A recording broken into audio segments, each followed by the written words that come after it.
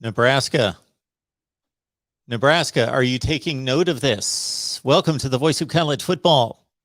And welcome in on a Monday night following a week 2 of college football and a lot of big happenings across the nation. And a huge happening in Los Angeles in the last couple hours where Clay Helton has been ousted at USC.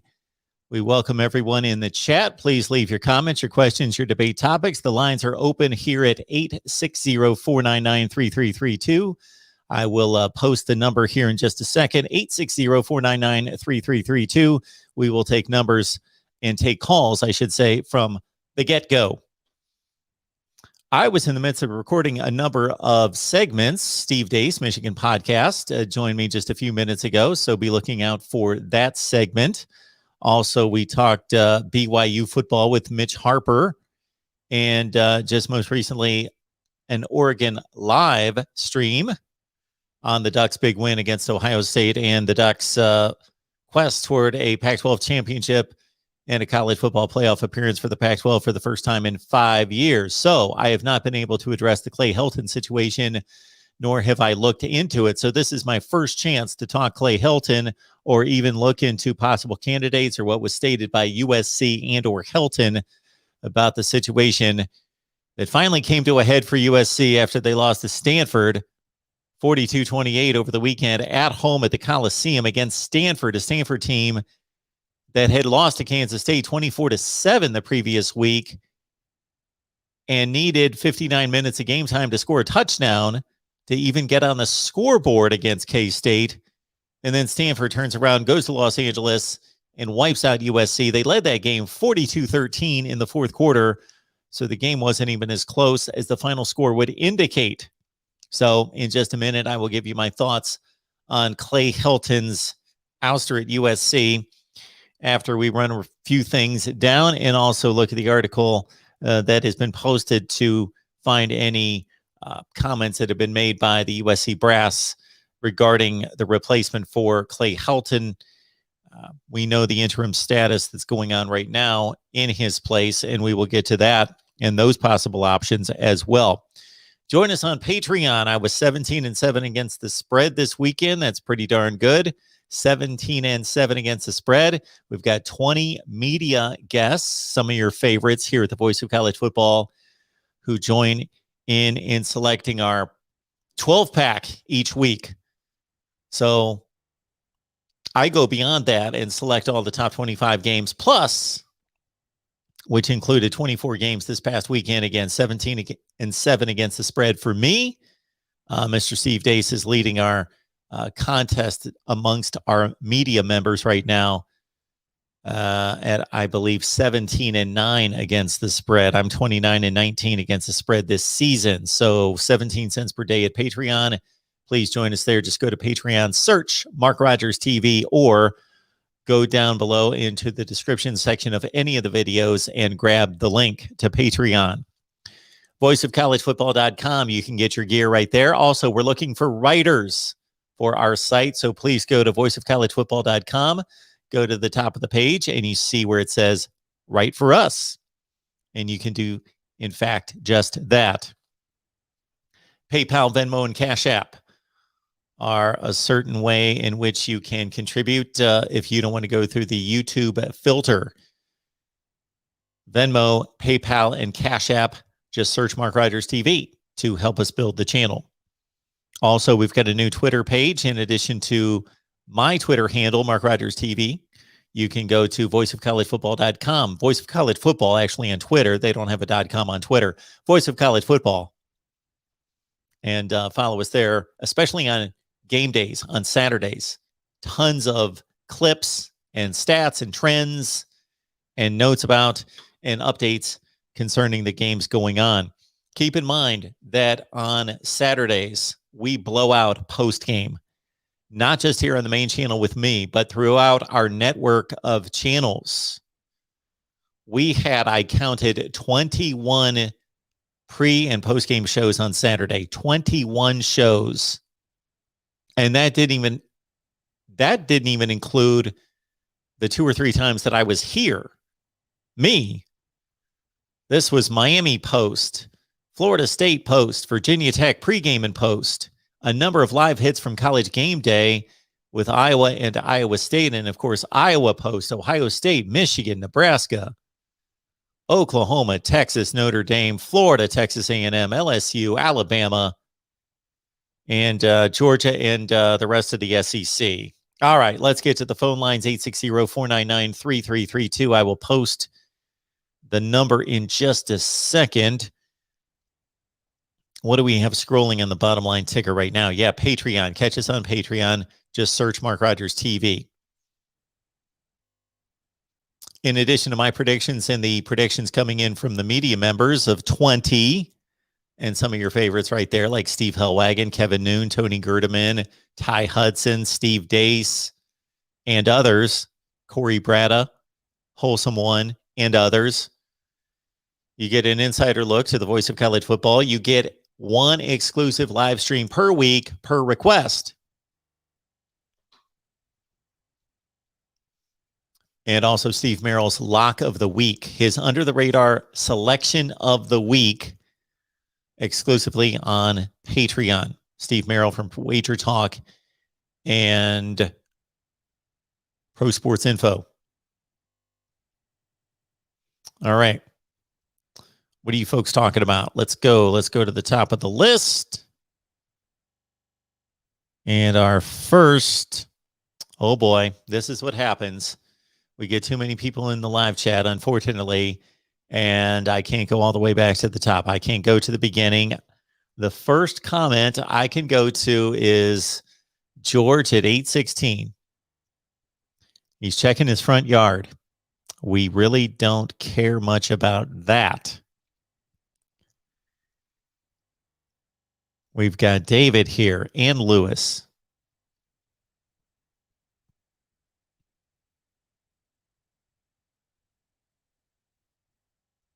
And we've got a lot of interesting comments. Interesting to some, maybe. We've got Michael here. Cheryl's here. Cheryl was here for our Oregon live stream. Check it out with Michael Black and Ryan Winter. Thank you, Cheryl. Cheryl's always willing to step in and explain the situation to everyone.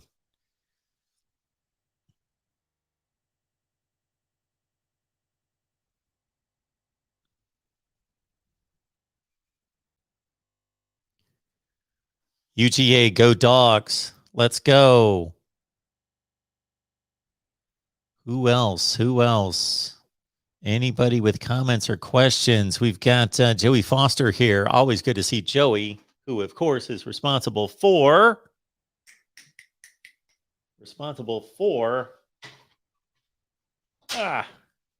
this beauty.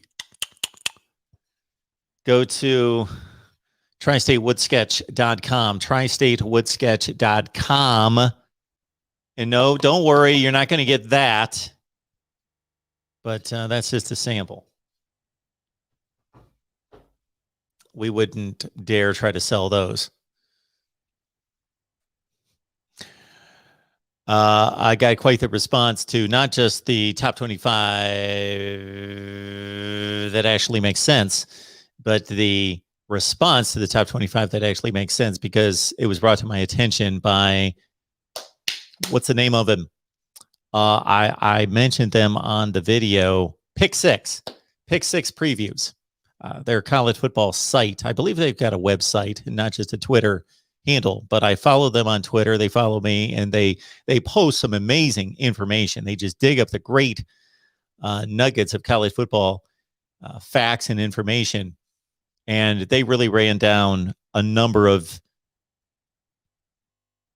idiotic nuances and contradictions and illogic within the AP poll.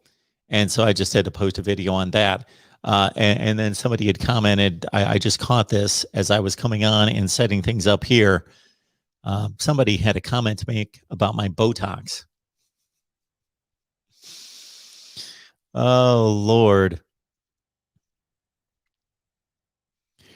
There is something horrible that happened to this entire society once social media was once social media was invented to kind of supplement the internet and people were able to communicate to each other without having to actually communicate in a reasonable form, face to face, or even directly voice to voice, there's something that went horribly wrong.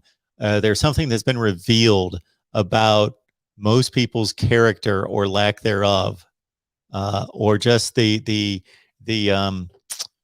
innate quality and urge that many people have to just tear other people down, make themselves feel good. Maybe they don't feel good about their life and themselves as it is, so therefore they've got to make things up, or sometimes speak about things that are facts, but then they have to embellish and bring other people down. It's just it's a fascinating, but is a very troubling and disturbing commentary on society and human character. But it is a bit fascinating at times, but more so troubling and disturbing. Okay. I don't see too much in the chat regarding where we need to go on college football discussion. I appreciate everybody being here. Talk is Pitt, Dependent Fanatic, all of you, but nothing necessarily that I need to address here. Except for that. There we go. The Rod Favre gets us going with who is going to be the next coach at USC. And I got 2 calls on the line. So before we dive into that, or maybe these calls are going to be about just that, replacing Clay Helton. It needed to happen sooner. So that's why I said off the top, probably nobody saw it because when we started broadcasting, nobody's watching. And that's why I give it a little bit of time before some people filter in. But I said right out of the gate, Nebraska, you should be watching. Trev Alberts, you should be watching. One more awful season out of Nebraska football, and they're on their way with a loss to Illinois. They should be 3-0. A loss to Illinois, you got to move on. You got to move on. When the coach proves that he can't right the ship, when the coach shows, if you hire the right guy, more than 9 times out of 10, 19 times out of 20, he is going to prove that in a couple years. He's going to prove in a couple seasons that he's the right guy. Maybe not the first season, maybe not the second, although there should be strong indications in the second season that this guy is the right guy. But maybe there are a lot of tough losses in that second season. Maybe that second season's a 6-6 year, but there are a lot of optimistic signs that you're right there. You're getting close. You're on the verge. You're challenging some big teams.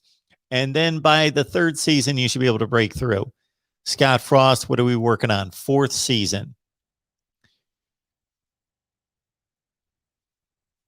So I will certainly take everybody's comments concerning Clay Helton and his tenure at USC. Should he have been fired? And I'm guessing most people would say that he should be fired, and who should be the replacement. And we'll dig into that situation here, but let's take some calls here at the Voice of College Football. Who's on the line?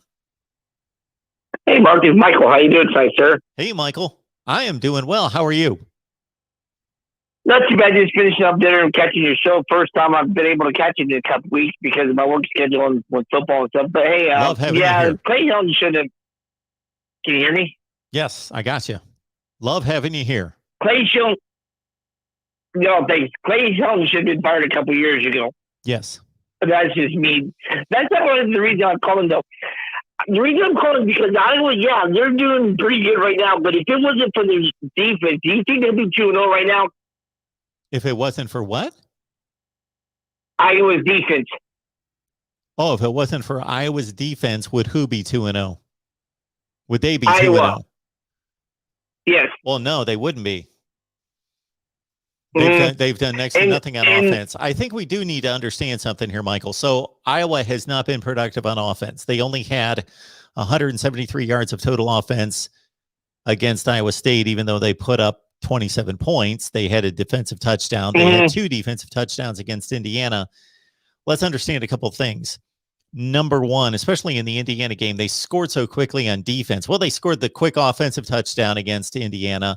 Then they scored so quickly on defense that they took such substantial leads, especially against Indiana and against Iowa State, that I think some of the lack of production on offense had to do more with game situation. So I'm not going to discount their ineffectiveness offensively completely, but they were managing the game based on the score. And one thing I'm trying to figure out, I think if they don't force turnovers or create turnovers, they're going to come back down there.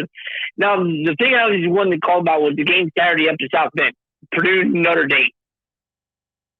Can't wait for it. Yeah.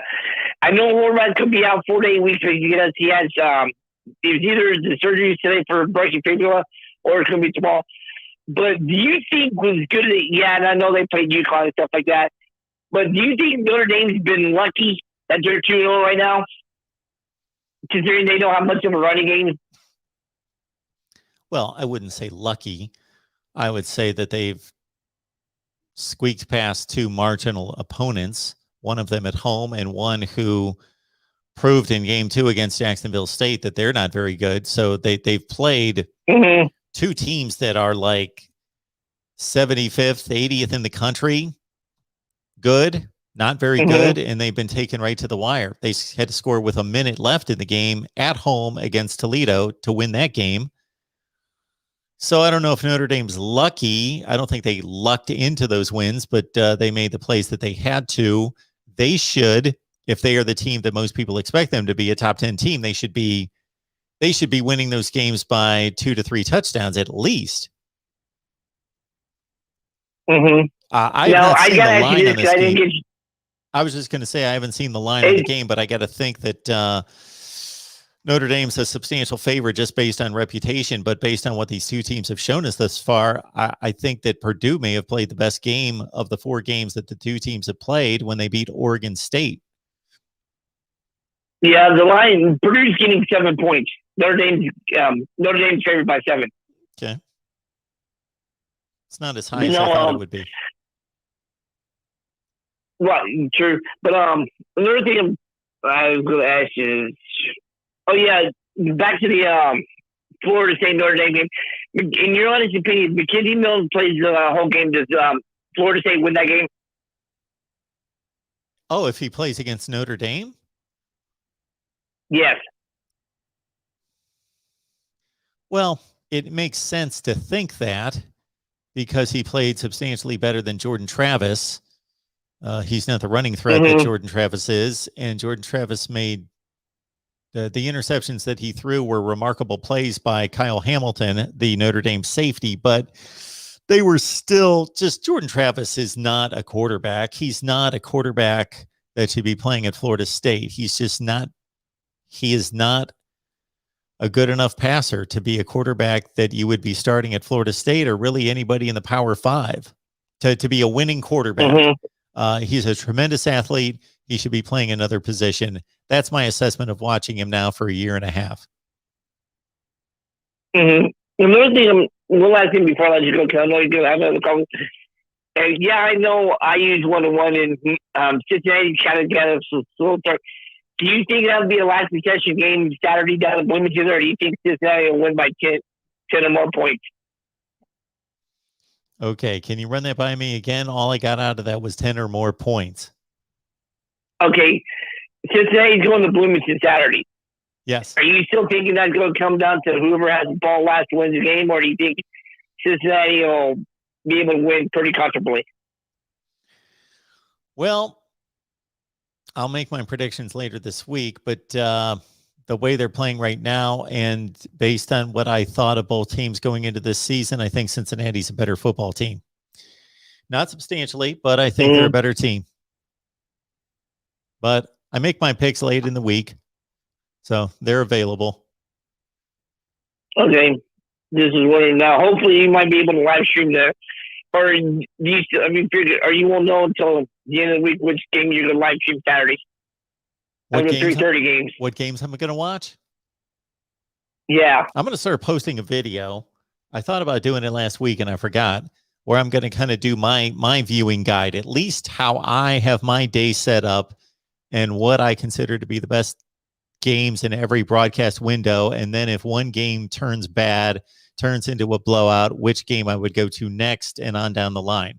I wanted to do that, and I've actually got that on my to-do list to do this week. Mm-hmm. And one last thing. How many more potential losses do you see Ohio State getting this year? How good do I think Ohio State's going to do this year? No, how many more potential losses? Oh. After what you've seen of them Saturday. Well, I picked Ohio State to go 11-1.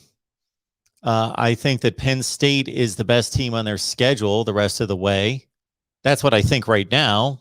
We've got to see more football, but based on what I saw out of Penn State the first 2 weeks of the season, and I didn't see any of the Ball State game, but I watched every play of the Wisconsin game, and even though they weren't effective on offense, to go up to Madison and win on the road, I think is pretty substantial. And that's why I know people laughed at me and people made jokes when I picked Penn State to win in Columbus this year. Now that Ohio State's lost a game, I don't necessarily know that that's going to happen, but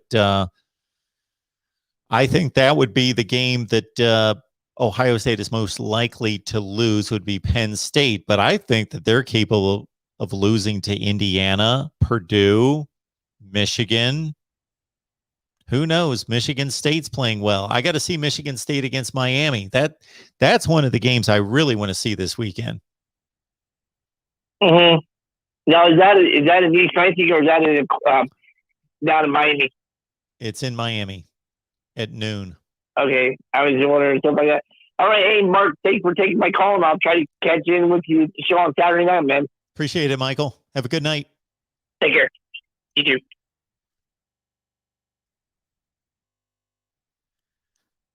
All right, welcome into the Voice of College Football. Who's on the line? Hunter from Alabama. Hey, Hunter. How are you? Good. How are you tonight? I'm good. Well, Mark, I think this is the first time that you can come out with something that I just straight up disagree with. Okay. The first time, there's got to be a first. There's always going to be a first. Oh, the top 25. Oh, that's a shocker. Okay, what don't you like about it? You don't have Alabama as number one. Oh, that's a problem. Yeah. Do you understand what I'm trying to do, Hunter? Do you understand what the method is? Okay. Yeah, I understand. Yeah, I understand. Let me ask you a question, and then I'll let you say whatever you want to say. The floor is yours. Do you think that Miami and Mercer are better wins than Indiana and Iowa State on the road? No, I do not. Okay. No, we still have. Then you agree with my top 25. Yeah, I agree. I agree with it in the sense of what you're trying to do in that context. But I think you would agree though that as far as talent and as far as the ceiling of any of those teams, Alabama has the highest ceiling out of any of those teams. Okay. Yeah, there's no question about that. So, Hunter, number one, I don't care how much talent anybody has, or I don't care what my prediction was in the preseason to try to make myself look good, or I don't care what anybody else's perceptions were once they hit the field for week one. All I am evaluating are the games. I'm just evaluating who won the game, who lost the game, how dominant was the performance. And yes, I believe that Alabama, I've said this probably 75 times during the offseason, and I still believe it to be true, that Alabama is the best team in the country. I picked Alabama to win the national championship. So also understand, Hunter, that how many people out there have rankings? So we've got the AP rankings, we've got the coaches rankings, and then you've got a bunch of knuckleheads like me that come out with their rankings. So there are hundreds of rankings out there, probably thousands of rankings. What does everybody do? They all look the same. They're all going to have Alabama, Ohio State, Clemson, Oklahoma, Georgia at the top. And then when somebody loses, like Clemson did to Georgia, they're going to say, okay, well, we need to drop Clemson just a little bit, just drop them a few spots.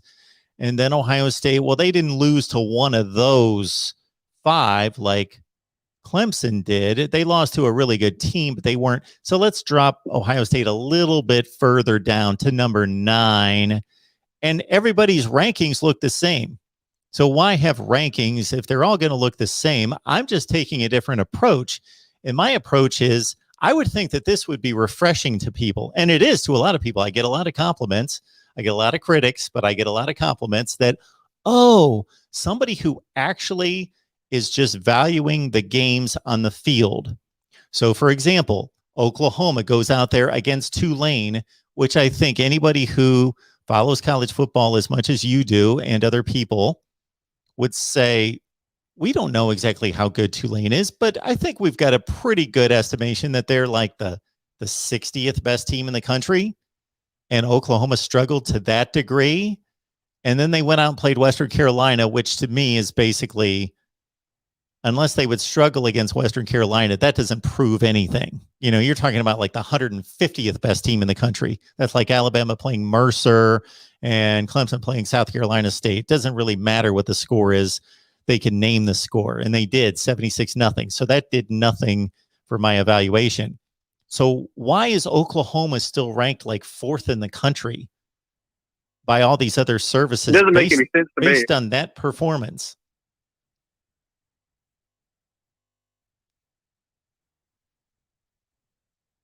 No, go ahead. So is it really fair that Iowa wins 2 substantial games against 2 quality teams, what we certainly believe to be quality teams? It could turn out to be something different. Iowa State may go 5-7 this year, and I will reevaluate the wins. I will reevaluate all the games as we go. But why would anyone rank Oklahoma above Iowa when Oklahoma's done nothing and Iowa's won 2 substantial games? But if Oklahoma proves to be a better team, they will continue to win. And Iowa at some point will lose a game, and I will drop them when they lose a game and their resume needs to be readjusted and reevaluated. Then it will be.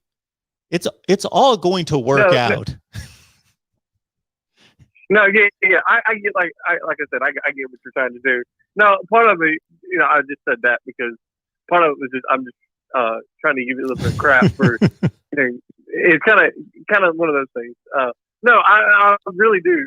In all seriousness, no, I do see what you're trying to do, and it is kind of refreshing to see that kind of a approach to it. Yeah, you know. So yeah, I see what you're trying to do with it. You know, Mark, let me tell you this. I think the dark horse to this season, though, really is, and just from my personal opinion and seeing them play, I think one of the teams to watch out for this year is UCLA. They look. I mean, they're. I think they're one of the teams that could sneak up into the playoffs if they continue to play at the level in which they played so far. UCLA has a date with Oregon in about 6 weeks at the Rose Bowl. That could turn out to be a substantial game. They have a lot of teams in that division, though, that aren't great, but they're capable. Arizona State, Utah, USC. So they do have some games that are going to be difficult. They play Fresno State this week, who gave Oregon all they could handle. I think that you've made an interesting judgment and evaluation.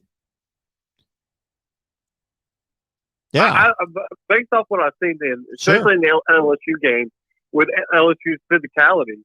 And I think some of these rankings are done based upon brands and not upon the actual work on the field. Bingo. So in that sense, I agree with you. Yeah. So, and I understand that a lot of people get frustrated. I hear this all the time well, Alabama's just ranked number one because of what they've done in the past. And to some extent, that is true because the dominance factors have been there. But at the same time, you can't argue with the results on the field.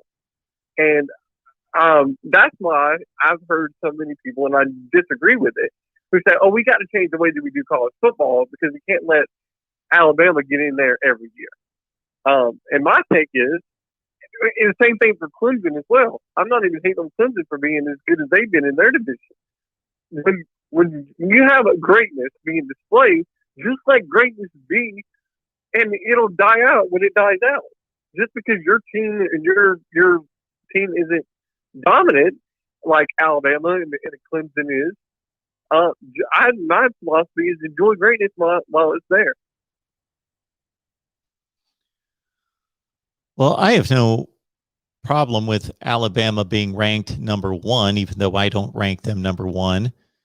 I've got them number two, so it's close enough. But they eventually earn. They have earned every playoff appearance they've received. We could argue about 2017 to a certain extent, but they certainly went out there and won the national championship after that. So I don't think Alabama's given anything. Yes, are they given a preseason ranking that's extremely high that lasts for a few weeks into the season? But if they don't win the games, then they're not going to continue to be ranked that high. So they earned the ranking. I've never seen a situation where I thought Alabama was ranked number one and they should have been like 9. You know, I've never seen anything ridiculous like that. So nobody is over-ranking Alabama substantially, I don't think. Yeah. No, but some people have made the argument that we should change the way that we do college football so that there isn't this dominance factor within it. So it's not a regional sport.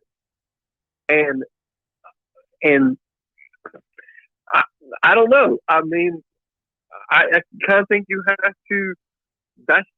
You just have to deal with how that. I mean, however that plays out in recruiting, you know, you got to let that play out the way it plays out. You just can't. I mean, I understand for some of the people who are UCLA fans and USC fans, and so some people think this has just become a regional sport, and it kind of has. But that's just the way that I would have no problem with it if it was the other way around, and it was USC's and all Pac-12 teams that were really the dominant conferences. So I get kind of frustrated when I hear people have that sort of a talking point.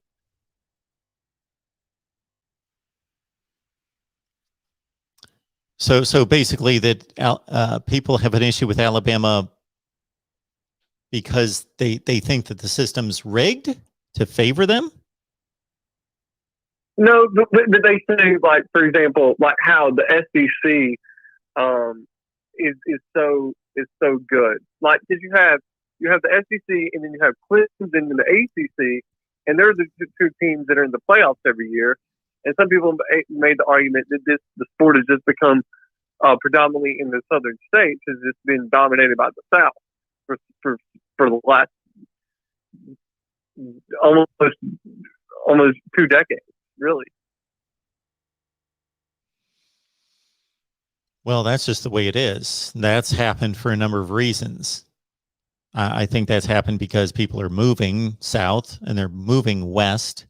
It also happens because even though it's not necessarily my favorite saying, and I think it's a little bit, I don't know if it's arrogant. It is arrogant, an arrogant slogan by the SEC. I'm not coming up with the right word of why it just doesn't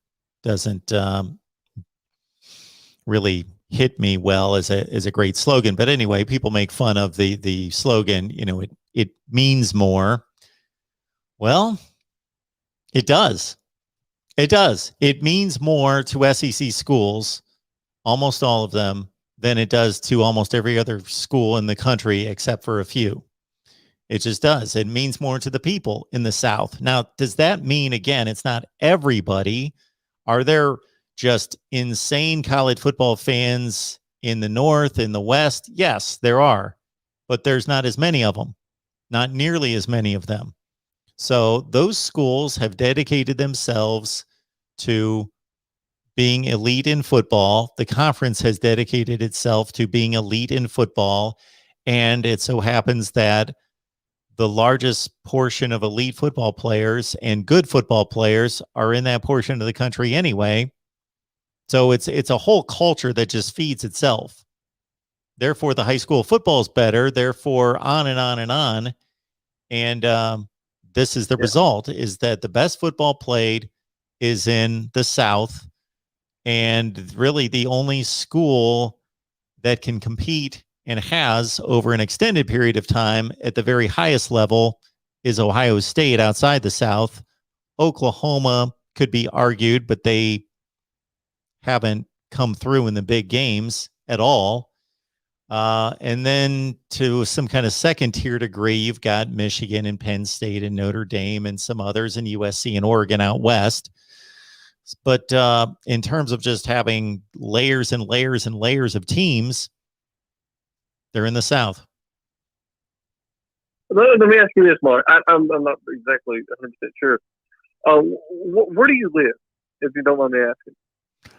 I live in Connecticut. There's a reason I live in Connecticut. Okay. That's because ESPN hired me and moved me here. So that's why I live in Connecticut. I didn't choose to live in Connecticut otherwise.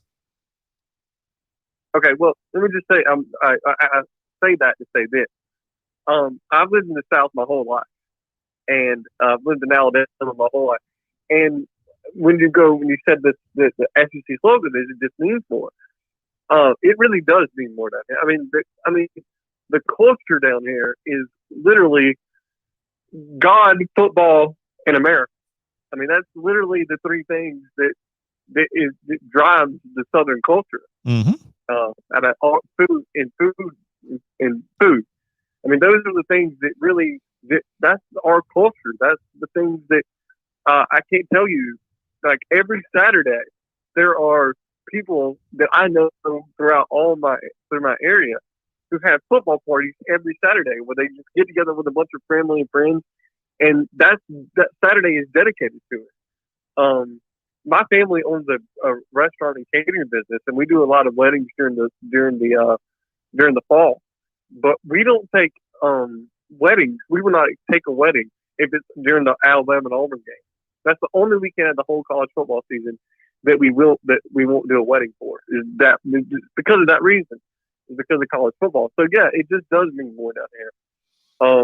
It really does. And there's some other reasons. Well, the talent down here, Florida is rich in college football talent. But one more question before I let you go.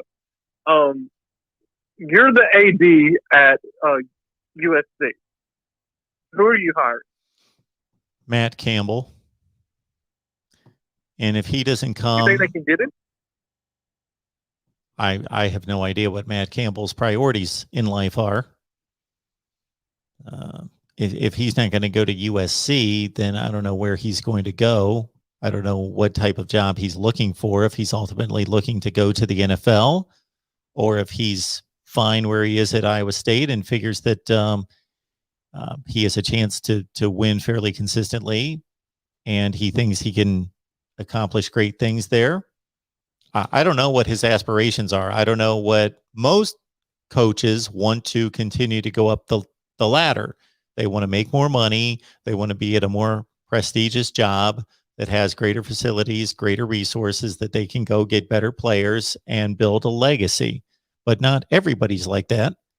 I don't know what his, if he's looking to take the typical upgrade up the ladder that most coaches want, then he would go to USC. Now, I've not heard the greatest things about USC concerning the administration and their interest in the football program and building the football program and pouring money into the football program.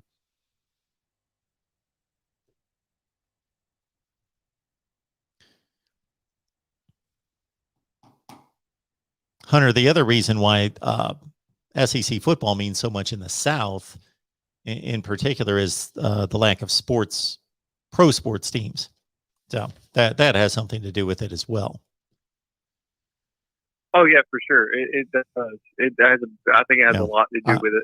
I lived in Mississippi for 6 to 7 years, And just to think, I lived in Mississippi for 6 to 7 years and covered the SEC at the time. This was in the late 90s.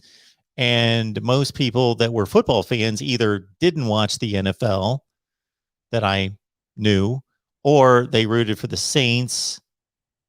There weren't a whole lot of Falcons fans. There were Braves fans all over the place. I couldn't believe how many, and this was at the height of the Atlanta Braves, in the late 90s.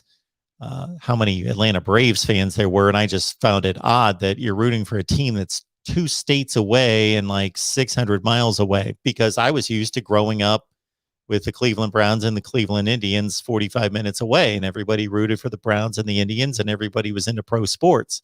But when you consider Alabama, no pro sports, Mississippi, Tennessee for a long time, and even the NFL teams that are there have not been there for long. Carolina, Tennessee, they haven't been there for long. Jacksonville, for relatively 25 years sounds like a lot to certain people, but it's not a long time. And so, yeah, college football is ingrained. Yeah, you're right. And I'm in an abusive relationship with Atlanta Braves. I've been a Braves fan my whole life, and we hadn't produced very much in 25 years. Well, maybe when I was really young. I'm 25, so when I was a real young kid, they were probably still getting them in the mid 90s and late 90s. That's probably when they were a lot better. But I have yet to see. I think last year's team was the best Atlanta Braves team I've seen my whole life, unless I'm mistaken. When I was, a really young kid. But that's the best that I've actually watched a lot of baseball. So yeah, I think that plays into a lot of it too. Here. So that's kind of it. I would hire, if I was USC, I would be trying to go after Utah's head coach. I think he's established a very good culture there, football there at Utah. And I know I got a friend of mine that knows him personally, and said that he's just an all around a true football guy. So that's who I would try to go after. They need to hire somebody who's going to instill tenacity and grit and a tough mentality into this team. They haven't had that in forever. Now, USC is always going to have the reputation for not being like that. Like, it's almost like the San Francisco 49ers back in the day. Everybody thought they were soft when they were winning Super Bowls because they saw, they're from California and they're based on the passing game and Joe Montana. But you can't win in football if you're not tough and if you don't hit. And those 49er teams were extremely tough. So it would be the same thing with USC. When they were truly good under Pete Carroll, of course, the players that got the attention were the offensive stars, but they were truly a nasty, hard-hitting, tough, physical football team, or they wouldn't have won. And they need to get back to that. They truly are. I'm not talking about every player on the team, but they're soft football teams, and they've produced soft teams. Clay Helton did a horrible job of recruiting in-state kids. They have plenty of talent in California. He just wouldn't get the job done in signing these players. Yeah. I mean, you have Bryce Young that's from the state of California. The quarterback at Ole Miss is from California. JT Daniels is from California. So you have all these good quarterbacks and these other good receivers and guys that come from California. Alabama's Trayshawn Holden came from California. So he just did a very poor job of recruiting his own state. And I think that's what led to his demise, was not being able to sign guys in that. That 1 year, was it last year or the year before, where I think it was probably the most horrible recruiting class in probably USC history. I mean, They just had a really, really bad recruiting class that year. And so I think that's what led to him not being able to get the job done there. And I hate it for him because I think he actually is a good coach. But in college football, you've got to recruit, or you might as well pack up your stuff and go home. He never had, aside from a 5-7 season, he consistently won just enough to keep his job. And he did win a Pac-12 championship. He did win a Rose Bowl, and he kept winning these. He kept producing these 8-4, 9-3 seasons. And I think that they're making the move that needs to be made, because otherwise they're just going to be on this treadmill of disappointing just enough every year, losing 3 or 4 games. And that's not what USC is supposed to be about. So somebody finally made a move to say, we don't want to go 8-4 again this year. We don't want to continue this. We're better than this. We should be better than this. They should be dominating that division. And so finally, getting slapped around by Stanford by 4 touchdowns in the fourth quarter was obviously the wake-up call that they needed, because Stanford just almost got shut out the week before against Kansas State. That, to me, was the most shocking score of the weekend. I was sitting here taking calls and watching Stanford go up by as much as 42-13 against USC, thinking, what is going on?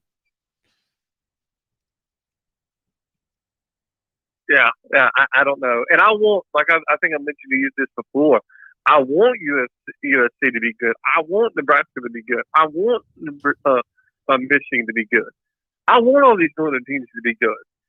I think it's just overall all better for the sport, but for the sport in general. But I don't know what has happened to make these great programs, just be as horrible as they are. And I think this year we'll have to see how the season unfolds even more.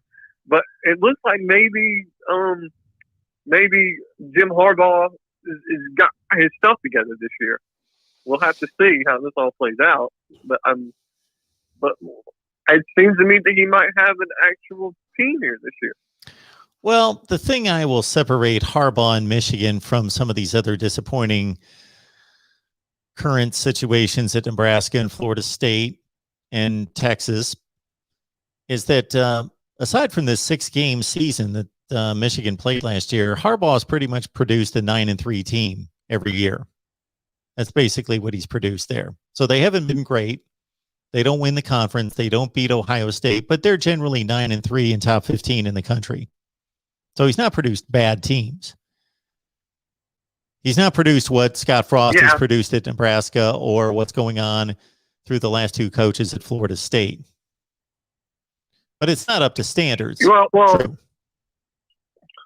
Willie Taggart hire was an atrocious hire. I've never thought that Willie Taggart would amount to anything at Florida State when they hired him. I thought that was probably the worst hire that I've ever seen.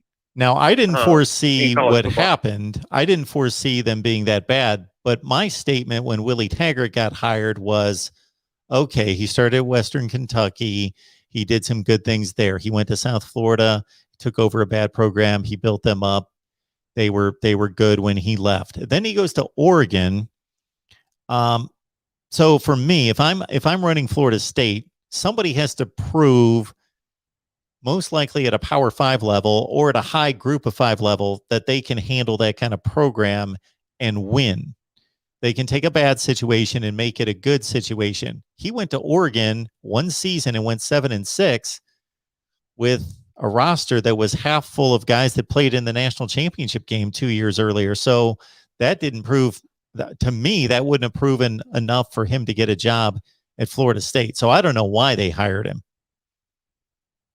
Well, he was too worried. This is the problem with Taggart. Taggart was so he was so wrapped up in, I think he wanted the players to like him, and that he established a winning culture at Florida State. He had all the tools to win there at Florida State. Leaving a program, Jimbo Fisher did not leave a bad program there. He left in a pretty good state for anybody to come in and kind of win. I think if they would have hired I'm blanking on the guy's name that's at Florida State now. But if they would have hired him instead of Taggart, then when after Jimbo was left, I think that program will be in a lot better position than what it is right now. Yeah, you would think so. I don't know that for sure, but we'll never know. But you would think so. He's a real good coach. I think. I mean, despite him losing this past week, I think Mike Norvell is going to be a really good head coach. He's just got to establish his recruits and his system.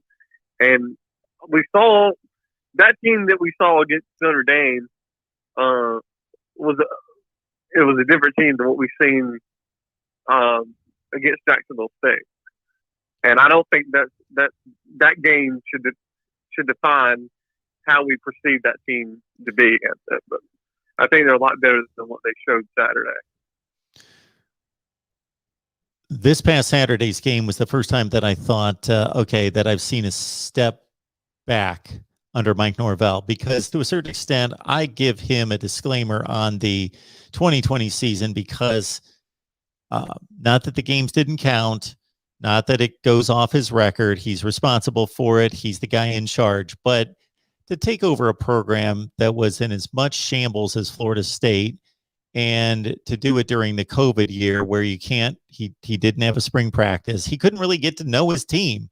And you're trying to implement a new offense, a new defense with a whole new coaching staff that is trying to build relationships with the players, and you can't do it. You can't meet them face to face until August. That's just a bad situation.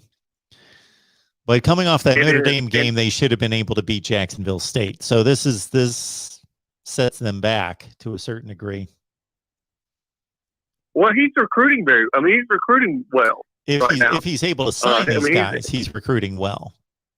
There's still time for them to flip. Yeah, but as far as what the commits that he has right now, yes, he's recruiting pretty well. Pretty well. If he signs all the players that he's going to sign, pretty well. If he signs all these players that he's got committed and maybe can add a few more, I think he'll have a decent, in next 2 seasons, we could see the fruit of his recruiting efforts there.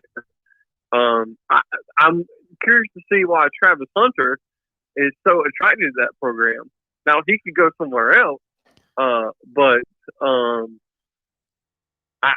he has to be seeing something there that makes him feel comfortable at Florida State, being committed there as far as of right now. You would think so. So there's something that he's seeing that he's seen something. Well, what I understand is that he's a Deion Sanders fan, and he's always been a Florida State guy. Yeah, that could be it. That could be it. But I mean, you would think that he sees something there to make him, beyond that to stick around, to potentially end up signing there. Yep. I would love to see it if he was to, flip to Alabama at some point, but I don't think that's going to happen. All right, Hunter. He's a real. Yep. I appreciate it. I'm going to move along here. Thank you so much for the call. I appreciate it. All right. Bye-bye. All right. We better take some of these other calls coming in. Welcome to the Voice of College Football. Who's on the line? Hey, this is Sebastian. Hey, Sebastian. Hey. How are you? Hey, I'm all right. I don't know if you already talked about this in a different show, but what do you think about the new overtime rules? In terms of having to go for 2 points? No, like starting in the third overtime, it's 2-point conversions. Yeah, where they alternating 2-point conversions. I don't like it. I understand that they're trying to preserve the players, so I get it. It's all done for the preservation of the players' health. So I understand it. I get it. And a lot of things in football I don't like because I don't think they're fair in some ways, but they are done to preserve the players. I don't like the targeting rule. I don't like personal fouls. I don't like roughing the passer and how tightly that those are called. But I understand that the player safety should come first. But I don't like any contrived situation.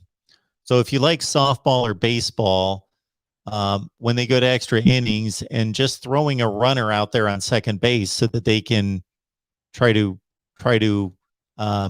create a situation where it makes scoring more prevalent to move the game along, to try to get a finish, a conclusion to the game. I don't agree with that, because it's a contrived situation that how did the runner get on second base? I don't like. The only thing I like about the current college play, the overtime format, is that it's fair for both teams. They both line up at the 25-yard line. So I never liked the NFL because they flip a coin and somebody gets the ball first. And if they score, originally, if they scored, the game's over and the other team would never touch the ball. Well, now they got to score a touchdown, but that's still not fair. Somebody gets the ball first and they've got the advantage. And the only reason they got the ball is because of a coin flip. At least in college, they both get the ball at the 25-yard line. So that's fair. But I always thought that it eliminates special teams. I didn't like that. But it puts too much emphasis on the kicker.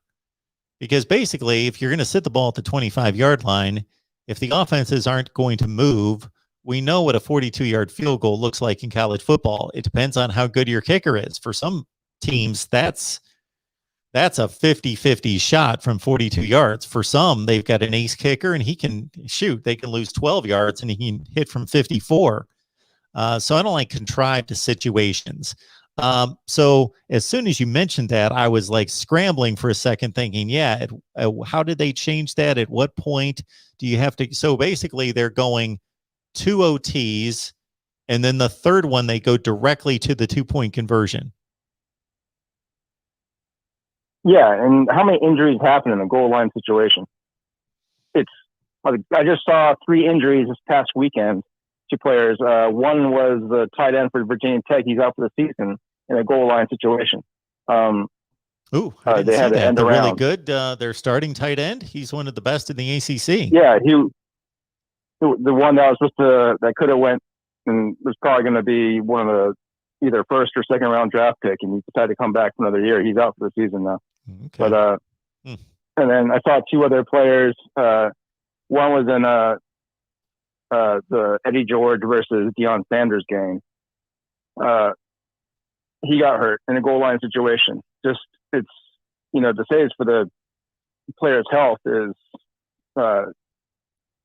it's an oxymoron, because they just implemented from the third overtime and on one of the worst situations for a player's health.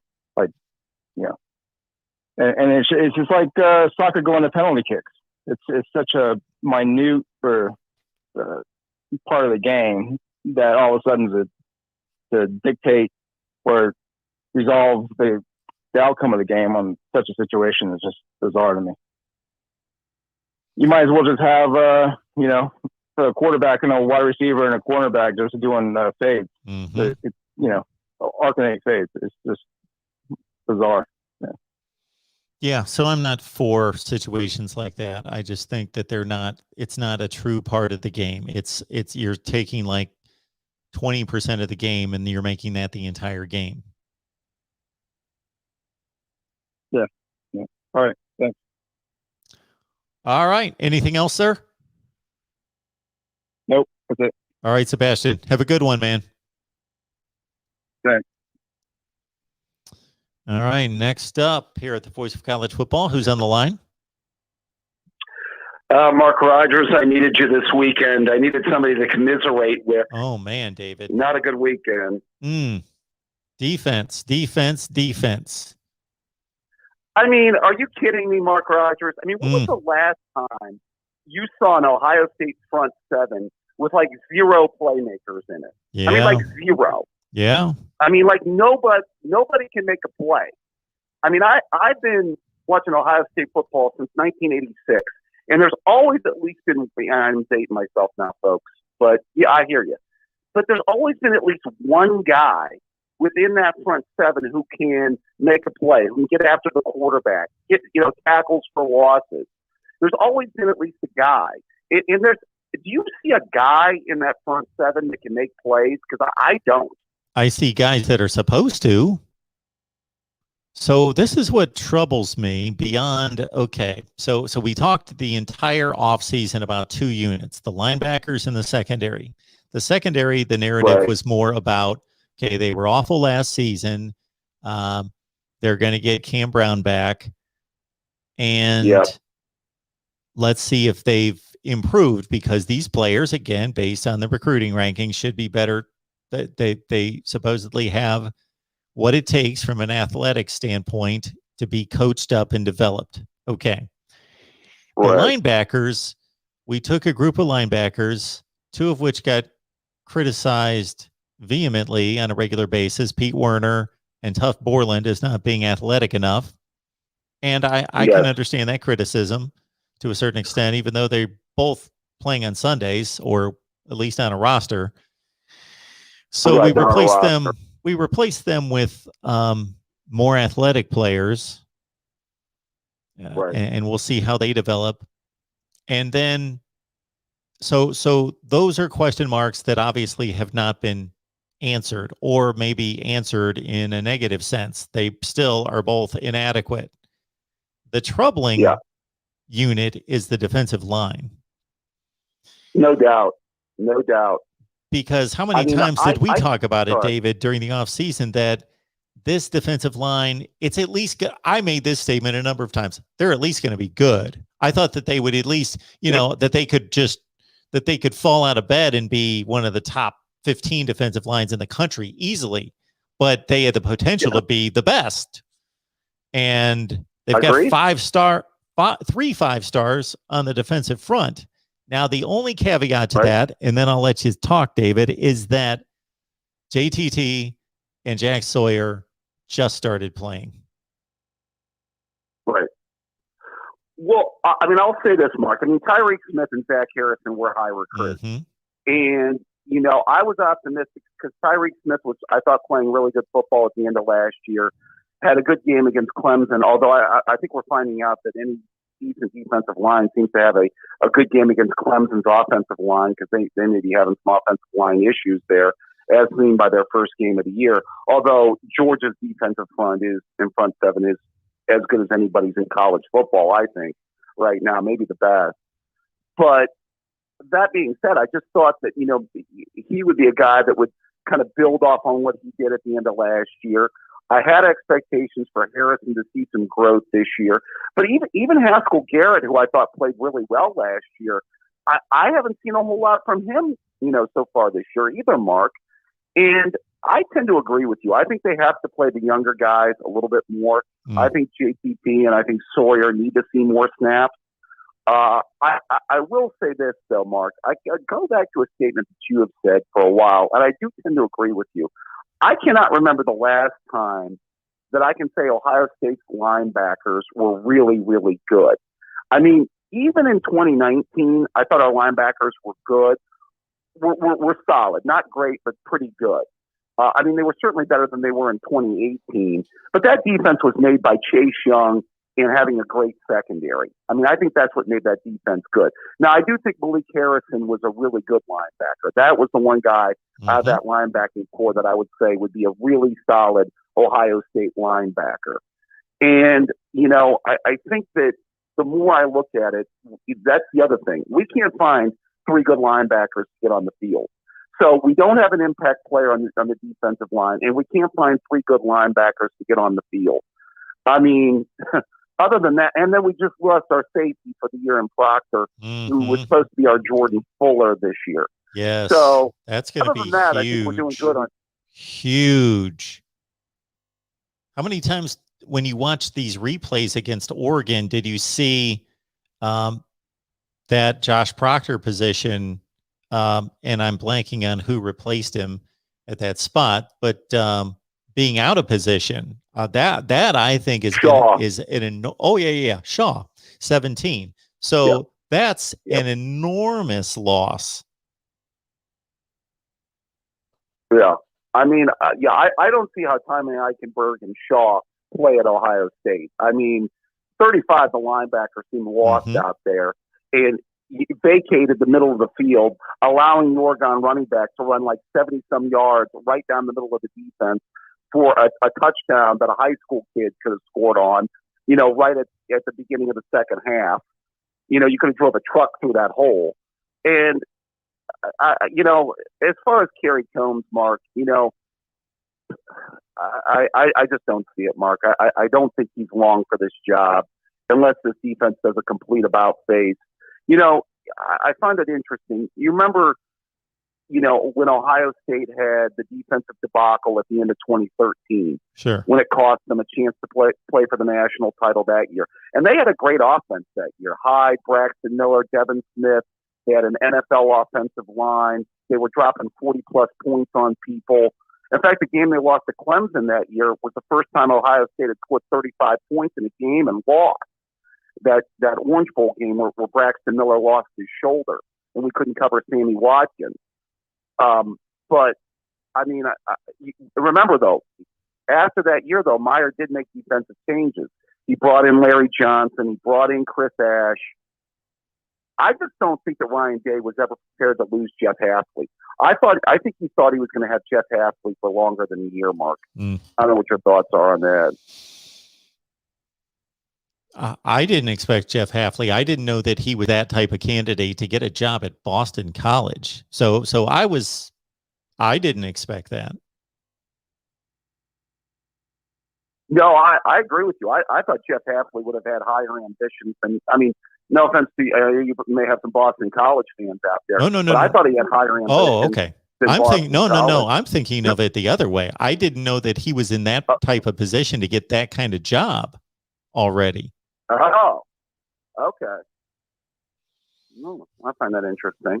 I had thought that he was a guy that might have stuck around for a couple years with the chances of maybe even getting a better job than that. That was my thought. Yes, that I can agree with. But based on what he had done thus far, I didn't know that he was being sought after at the fairly high Power 5 level. Right. Well, I mean, Kirby Smart sat at Alabama for 7 or 8 years because he was waiting for a great job, right? Yeah. I mean, Kirby Smart was not going to go coach at Arkansas State once they gave him a job. I mean, he was sitting on a big-time job. I'm not saying, Jeff Hafley can be Kirby Smart. I'm not going there. So in the chat, folks, don't come after me on that. I'm just saying that I think that if Jeff Hafley could have stayed at Ohio State, done a really good job with our defense, I think he could have gotten himself a job at a higher level than Boston College. That's all I'm saying. Yeah, no, I agree with that. But that's what I'm saying. At that stage of his coaching career, I didn't think that he was going to be jumping to a Power 5 head coaching position. The other thing I'll say about the defensive performance, and I know that this is a bit of a hacks type analysis, and I would love to watch the game again to watch what they did on defense. So we both know that up until about the final 3 Oregon drives, which I'm going to discount the last one because they weren't really trying to score. They were just trying to get a couple first downs and end the game. That they finally got some stops. They finally put some semblance of pressure on the quarterback. JTT had a batted pass. They got in Anthony Brown's face a little bit, distracted him a little bit. He threw a couple incompletions. They got a couple stops. Okay, before that, to your initial point, nothing out of the entire every snap of the game was a cakewalk. No pressure, no turnovers, obviously, no negative plays, nothing. Didn't tip a pass, bat a pass, nothing. Nope. Maybe a pass breakup, nothing. Did they do anything? Like, again, I would have to watch the game again. And again, I consider this a hack analysis, but why didn't Kerry Combs try something different? Bring some pressure. Say, okay, I expect our front 4 to be able to get home by themselves. I expect that. That should be the standard. They're good enough, but they're not. So let's do a few things. Let's shoot some gaps. Let's run some stunts. I just saw them play a very vanilla base defense the entire game.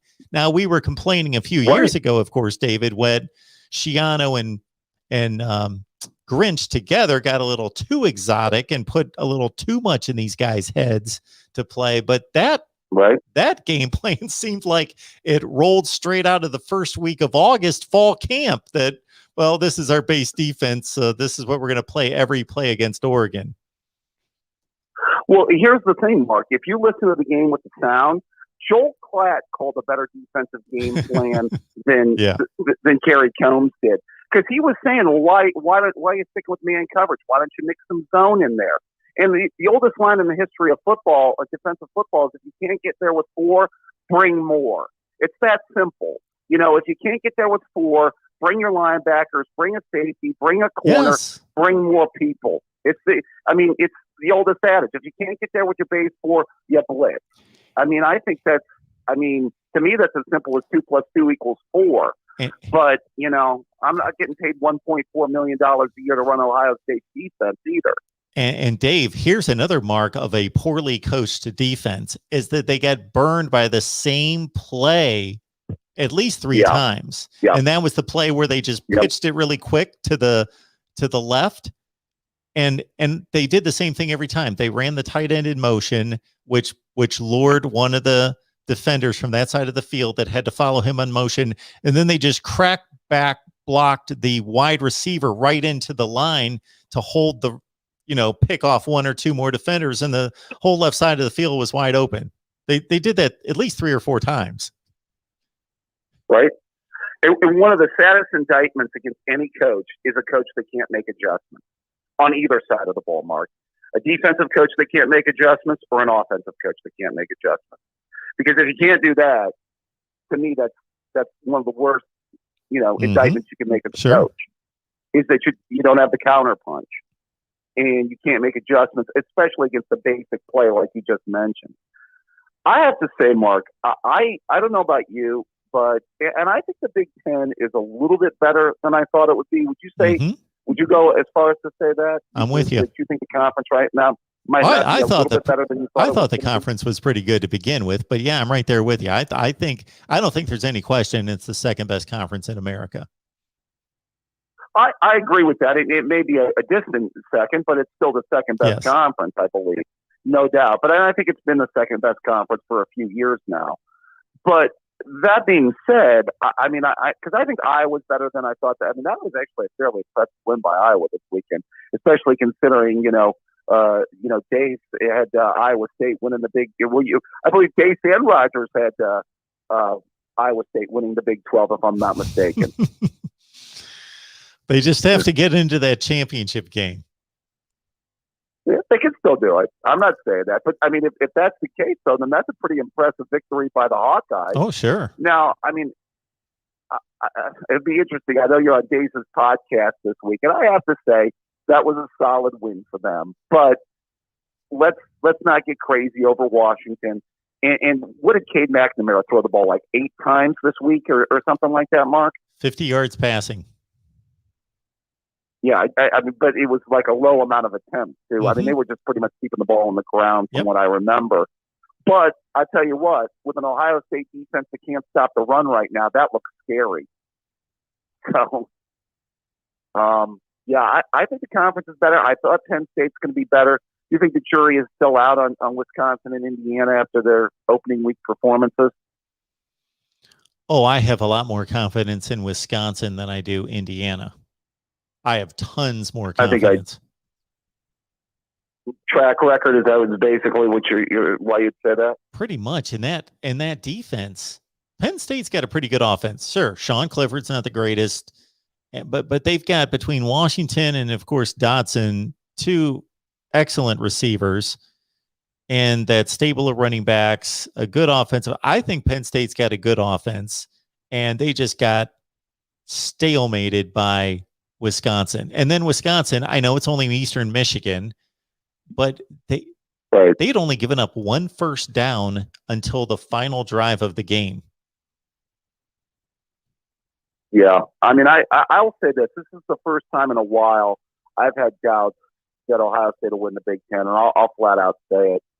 I mean, I still think from an offensive standpoint, we're going to be the best offense in this conference by a fairly. I still think we're definitely, but this defense may be even worse than 2018. Mm-hmm. And that's saying something. So, I mean, I don't know if you have doubts about them winning the conference going forward, sure, Mark, but I sure do. I do. I would still pick them to win the conference. I did pick them to lose a game this year, but I technically made that Penn State. But I had said all last week that I gave Oregon about a 40% chance of winning, so I thought it was almost a 50-50 game. But I think that it's fortunate for Ohio State that they're not playing Wisconsin and or Iowa during the regular season. Yeah, I would tend to agree with that. I do think they've got a few weeks to kind of iron some of the kinks out, which I think could help with the weakening of the schedule here over the next few weeks. But until I see some playmakers arise in that front seven, I as good as I think this offense can be, and even though I think, obviously we're in an offensive age of football, with that force of defense, I don't know, Mark. I just have my doubts. I think another loss could be on the horizon. Mm-hmm. I would agree. But these next few weeks will be very, very telling. So. All right, sir. Anything else? No, it's always a pleasure. Thanks for allowing me to vent, Mark. You have yourself a good one. Absolutely, David. You have a good one. Thank you. All right. Moving along right here at the Voice of College Football. Who's on the line? This is Jeremiah. Hey, Jeremiah. Fan. What's going on tonight? I was wondering I was going to call the call-in show earlier in the weekend, but I was a little mad after the game, as you may know. I wonder what you were thinking and what your take-backs were from the Arkansas-Texas game. Did you see it? The Arkansas game? Yeah. I watched it until it was like 26-7. That was one of the games of the day I wanted to see more than just about any other game. That was one of my top games of the day. Really wanted to see that game. And once it got to about 26-7, and maybe there was somebody else on, probably Michigan, Washington, that took my attention. So I saw enough to see them whip Texas at the line of scrimmage and make life miserable on Hudson Card and gang tackle Bijan Robinson. Yeah, that's what I was thinking. It's like, Hudson Card didn't have a shot. There was a 3-man rush, and they were giving him pressure where he had to scramble out of the pocket. It's like, if that's happening, there's like 8 DBs in the backfield getting all the receivers and all the running backs that are running routes, and there's no one open at that point. It's like, it's not the O-line. Texas is going to be annihilated all season, but I don't know if they could fix that, and that was just straight up embarrassing. Absolutely embarrassing. Yeah. Do you think they can fix that O-line problem, or is that just? When has Texas had a good offensive line? It's been a long, long time. And if I'm going to believe my guy that I've got working on the Texas channel that does the Texas postgame for us, he's not hopeful about the offensive line because he doesn't think that they've recruited or coached well there. I don't know who their offensive line coach is now. I've got to assume it's a new one under Sark, but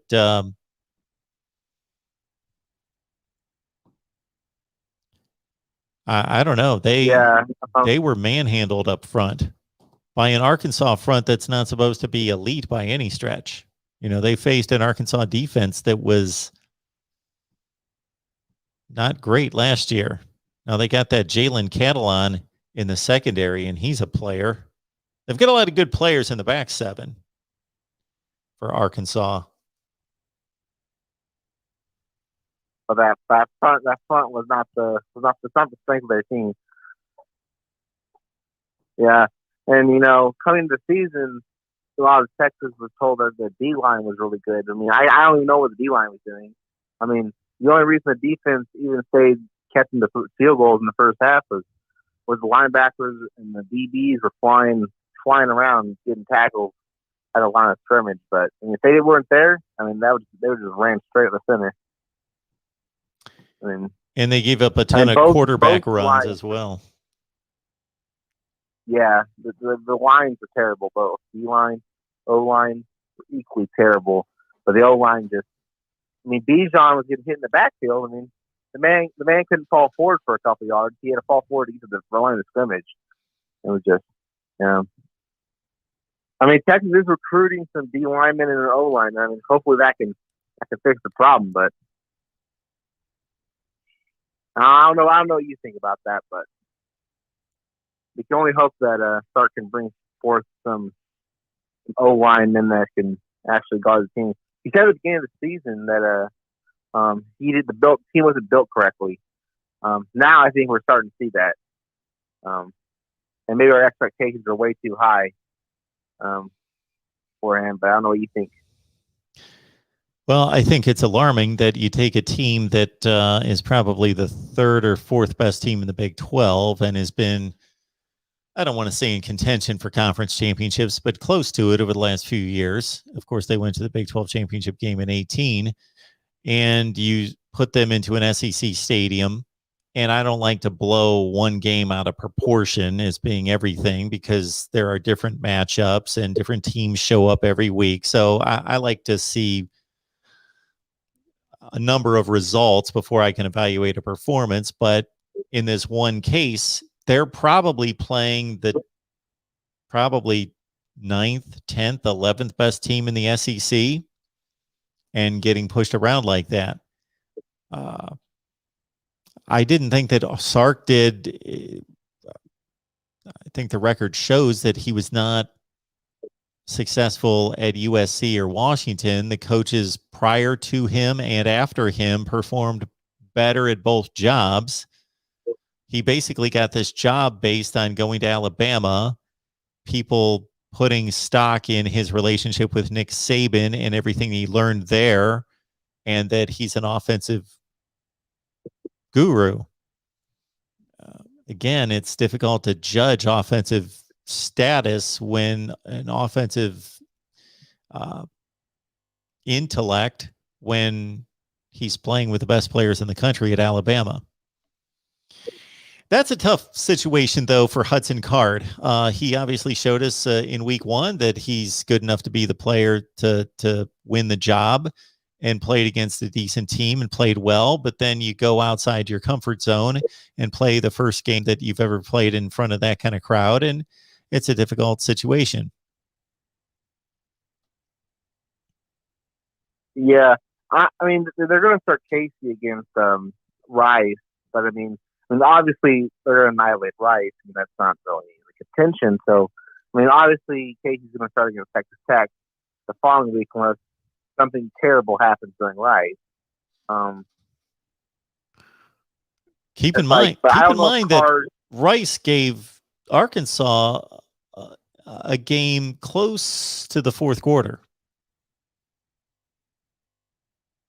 You're right. They should manhandle Rice. You're totally correct. I'm just saying that it's possible that Rice could hang in there for a while. Yeah, as I said, I was like, unless something terrible happens, unless something completely unexpected happens again. I mean, I know that Card didn't have the best game, but I mean, when 3 people are rushing you and there's everyone else is just chasing down your receivers, there's nowhere open. It's not like he can pass the football. It's not like he can run the football because he's being chased down by linebackers and D linemen because the line just decided they were going to let him through. I mean, I don't know what people expected of Card during that game. When Casey came in the garbage time, I mean, he was able to run through because they more or less knew the game was won. I mean, people say, well, that proves that he's good. I mean, I don't know. If he came in at the start, he probably doesn't perform anywhere near that level if Casey came in that first quarter. But that's just my opinion. I don't know. Do you think that Casey proved anything in garbage time? Well, I go back to what I saw out of KC against Colorado, which I was floored. I thought he was phenomenal, but that was 10 pass attempts. But I thought he showed enough of a skill set unless he was just extremely hot that night, he threw about 4 balls that went in NFL type windows and threw them at different arm angles that I was really impressed with him. I didn't want to make too much out of that because, again, it was 10 passes he threw and about 4 or 5 were exceptional, but still. Now, I didn't see him play against Arkansas, but yeah, I think there's a way to evaluate that. If the quarterback, and in this case, he's already played in a bowl game where he came in with a decent lead and then they blew him out. So it wasn't the highest pressured situation, but it was still against a decent team in a bowl game. So there's a level of intensity there. And then he comes in against Arkansas and the game's over. So there's not that height of the game's on the line, but at the same time, he's still playing the defense that had just stalled them all night. And, the crowd being against him and the whole thing and made plays. And if it was that difficult for Sark to make a determination, if it gives us any indication at all that it truly took him the entirety of August camp to make that decision, then maybe Casey's just as good as Hudson Card.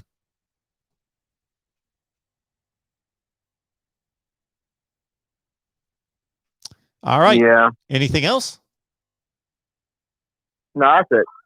I appreciate the call, man. Thanks. Have a good night. All right. All right, let's keep it going here at the Voice of College Football. Who's on the line? Hey, Mark, it's McD Sports Boy. How you doing? McD. What's going on?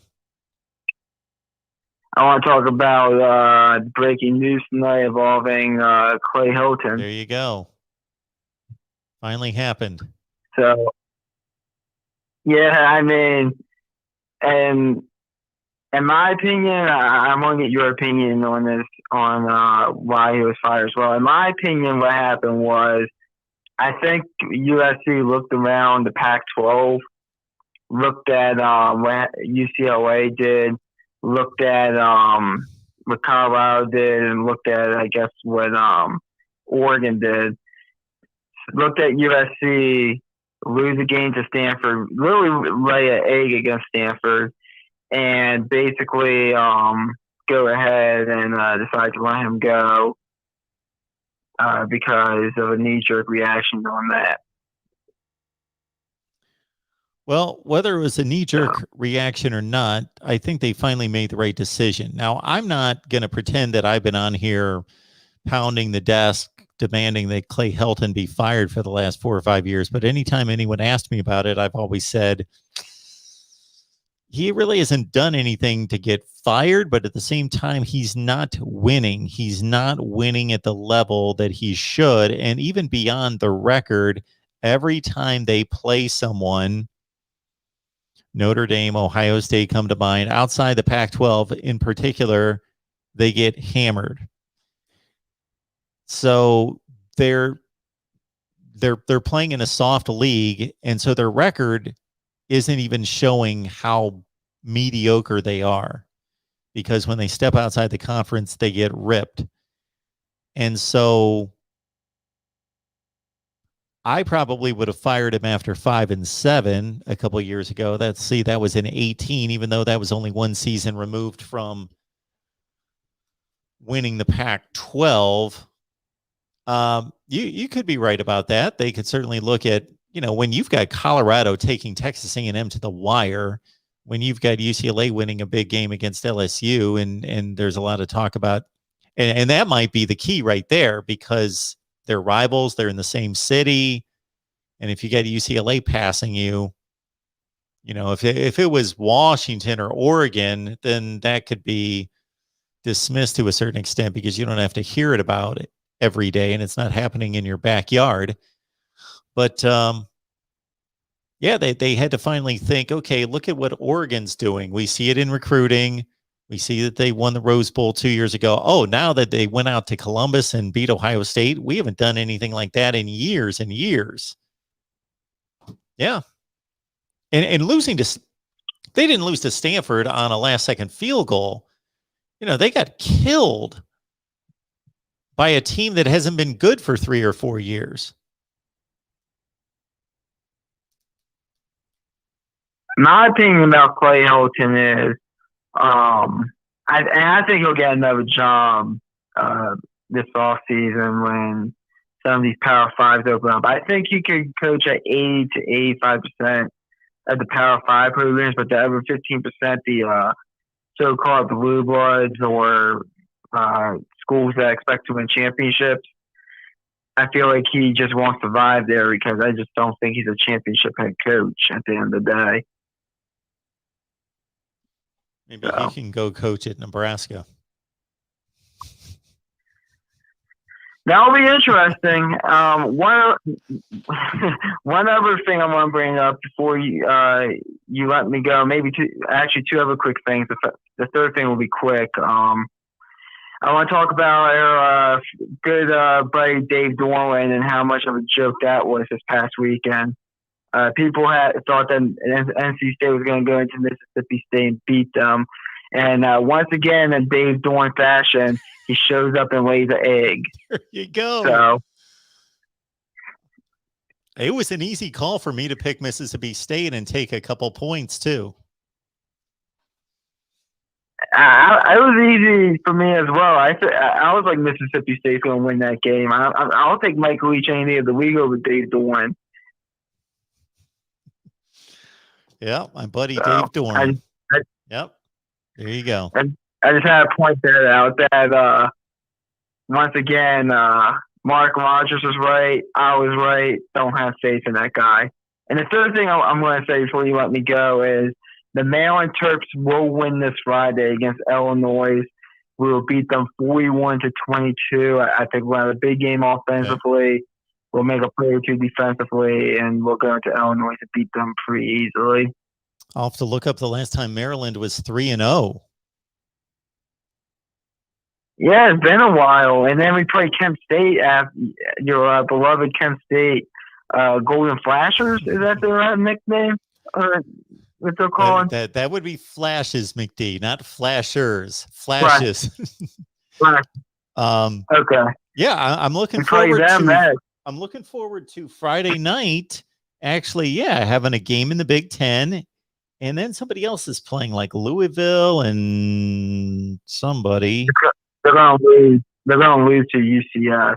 They're playing UCF. Oh, UCF and Louisville. Oh, looking forward to Friday night. Heck yeah. Yeah, I like that. We should have games like that every Friday. And then that spreads out the games on Saturday that I can't watch, and you move them into Friday, and I get to see a couple more decent football games. I like that. Yeah, Maryland could be 1-0 in the Big Ten. Very nice.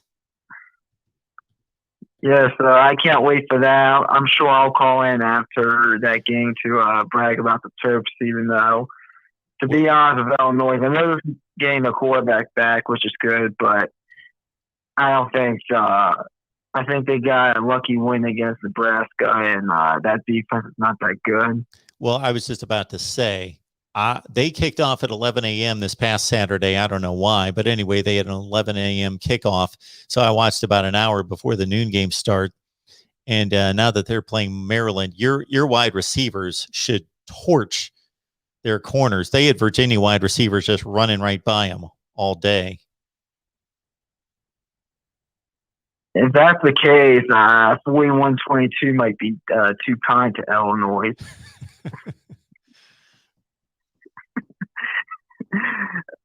Man, the Terps go to 3-0. Boy, we're not going to be able to contain you if the Terps keep this up. If they beat Kent State going to Iowa week 5 at 4-0. Ooh, Iowa at home. That's Friday night game as well. We're facing Iowa at home on Friday night. Wow. It's going to be a huge game if we're undefeated and they're undefeated. Yes. Iowa, the number 1 team in the country, according to the Voice of College Football. They're top 5, so I'll give you that. Number 1. Well, here's my problem. That I will put them number 2 in the top 25. That makes sense because I still think that Georgia win over Clemson is better than both of those Iowa wins combined. I get it. And I say this, I should probably say this every time, but I hope people understand if they watch this. I'm not saying that they're the rankings in there, the only rankings in there without question. Sure, you could make an argument all over the place, and I welcome that. But they do make sense. That doesn't mean Iowa can't be number 3 and Alabama 2 and Georgia 1 or whatever. Yeah, that is the best win. To me, that's the best win in the country. Although I think it's arguable, Oregon going to Ohio State, those are by far the 2 best wins in the country. But yeah, I'm giving Iowa the number 1 ranking based on what I think are collectively the 2 best wins in the country put together. Maybe put together overtops Georgia, but I disagree. I still think Georgia should be the number 1 team in the top 25. That makes sense, and then put Iowa 2. But that's just me. Beat Indiana by 4 touchdowns. Beat Iowa State by double digits on the road. Pretty impressive. All right, man. Anything else? No, I mean, I just saw a comment in your comment section. Someone predicted Maryland will upset Ohio State. I'll just say pump the brakes to that. But I'm fired up. Can't wait to go 3-0. We're going to beat Illinois, right? Hopefully. Okay, McD. You have yourself a good night. Thanks a lot. Okay. You too. All right. I want to get to some of these super chats real quick and remind everyone that we've got post-game shows. So lock it in on the team channel of your choice. We've got post games after every game. Ohio State, Michigan, Nebraska, Iowa, Penn State, Notre Dame, Oklahoma, Texas, Texas A&M, Florida, Georgia, Alabama, LSU, Florida State, Miami, Virginia Tech. And am I missing anyone? I don't believe so. All those teams. You got a post-game show for all those teams after the game. Please go to that team channel, subscribe, and I will continue to remind all of you that we have post-game for all those teams. We also have a store at voiceofcollegefootball.com. Go to voiceofcollegefootball.com. Do me a favor, if you just enjoy the show, don't intend on buying anything, and just want to check it out. Check out our website. Let us know what you think of our website. And if you'd like to write for us, go to our website, voiceofcollegefootball.com. There is no "the" at the beginning, so it's not like the Ohio State or the Voice of College Football. Sorry, this was the best we could do. Voiceofcollegefootball.com. Go to the top of the page where it says write for us. Click on that. All right. Christ the Savior, 888. Thank you so much for the super chat contribution. Appreciate that so much. God bless Mark. Yes, I will take all the blessings I can get. God has blessed me, will continue to bless me, and I hope is blessing everyone out there in ways that we can see and in ways that we can't. Falconer X, thank you so much for the contribution as well. And I believe there was one other super chat that I needed to get to. Can I find it? For anybody out there that has given a super chat, I don't ever want to miss these. And I think I did, and I can't find it. And I've scrolled all the way back. So if you have contributed with a super chat and I've not been able to post it to the screen or acknowledge it, just leave me a note there. Maybe put it in caps or something, and I'll try to look on my laptop and find it here as well. Let's get to the next call here at the Voice of College Football. Who's on the line? Hello. Who's on the line? Hey, Marcus Spires, how you doing? Hey, I'm doing well. What's going on, man? Hey, I had to wait to call in because I'm very upset with the Ohio State loss. Yeah? Hear me? You're breaking up there. Yeah, I'm not hearing you too well. Can you hear me now? There you go. So I got Byers on the line. Sorry about that. Oh, you're good. So I got Byers on the line, wants to talk about the Buckeyes loss. And I thought you told me sometime after the games on Saturday that you had some kind of gripe to pick with me. Was that you? Oh, no gripe. Okay. I have gripe with the Ohio State football team. That's what my gripe is. Okay. But so much I want to talk about. First of all, people are blaming Kerry Combs, as rightfully so. He was a bad hire 2 years ago. Ryan Day could have had his pick of the litter for any defensive coordinator position in the country, and he picked Kerry Combs with no experience. So, bad hire, but it starts with Ryan Day. It just was a bad decision on his part. I was at the game, and I remember screaming at the top of my lungs. They're running the same dang play. I was screaming top of my lungs. It's the same play. Same exact play. And I called in a while ago to your show, and I told you, we talked about that 4-2-5 defense. And I said, we're going to be exposed in the run game, and we're going to be exposed in the lateral passing and the run pass option plays.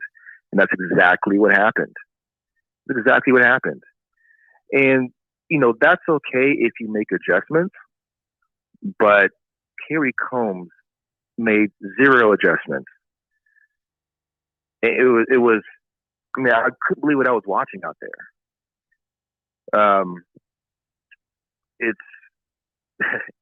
And I really called it a while ago. I told you about C.J. Stroud, and we had a little debate about C.J. Stroud after that Minnesota game. And you gave him the benefit of the doubt. It's okay. I was a pessimist. And I called her and I told you, watch out for Oregon. They're a 2-touchdown favorite team. But I knew we were going to lose. There's no way we were going to beat Oregon. I knew it. Didn't want to go to the game. Went with some friends.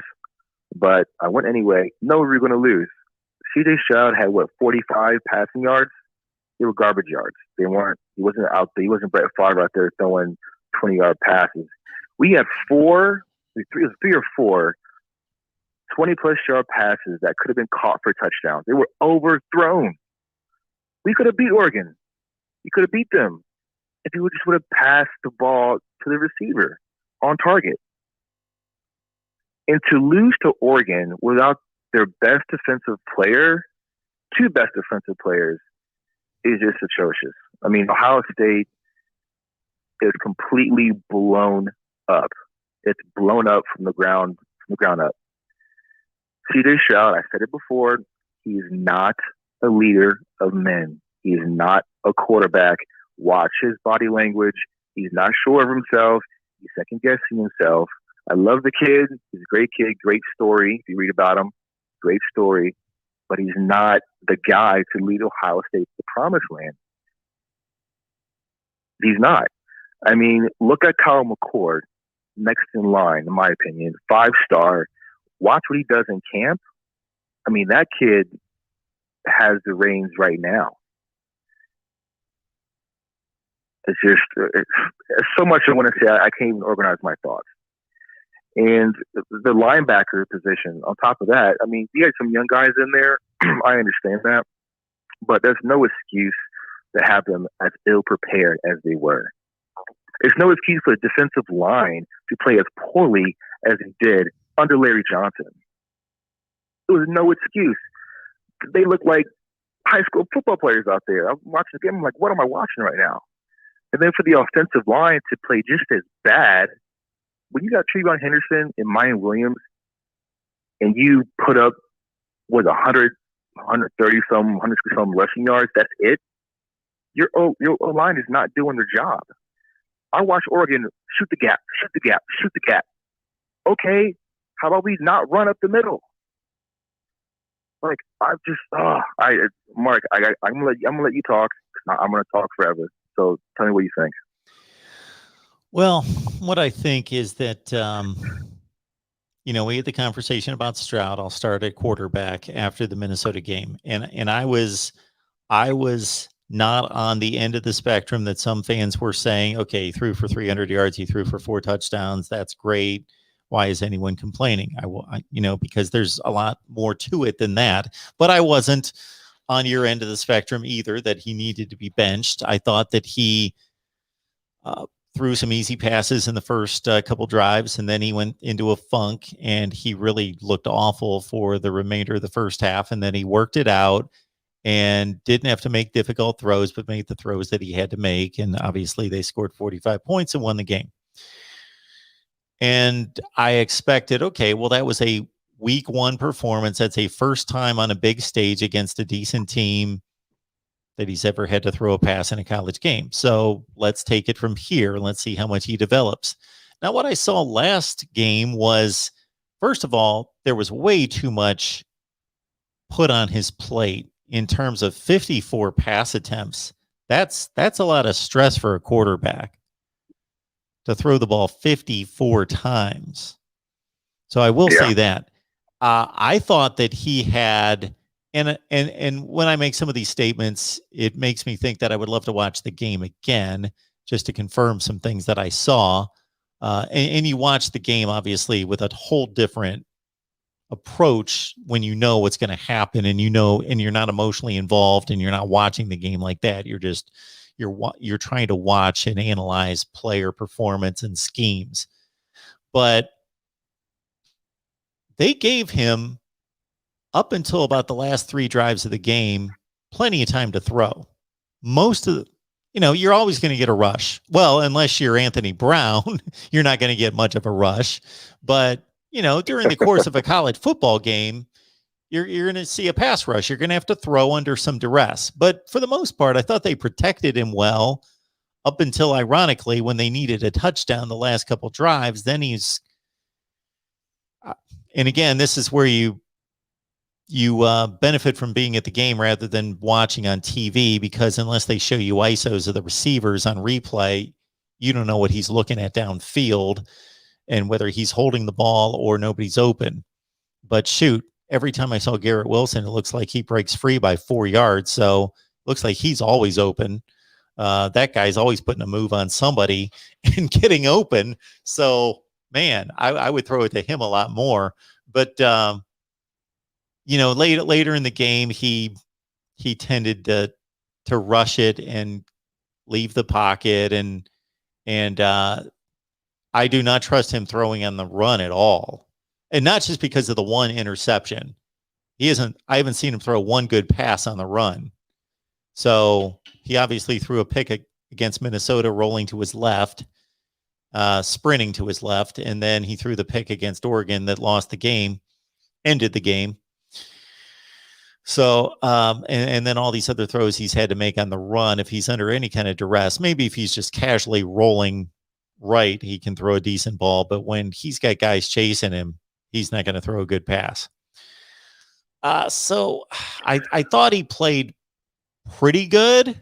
I think if this is what CJ Stroud is going to be the rest of the year, I'd say I always put things in these kind of dynamics. I'd say he's a top 25 to 35 quarterback in the nation. He's shoot. If this is what he's gonna be, I'll take. Well, shoot. Most of the quarterbacks in the Big Ten, the better quarterbacks in the Big Ten with the better teams, haven't even played that much. McNamara, Petrus, Mertz. I haven't seen that much of them. They haven't been that great. Obviously, Tanner Morgan's played a lot of football, and I'd probably take him. But and Penix is just flat out better, even though he had a bad game at Iowa.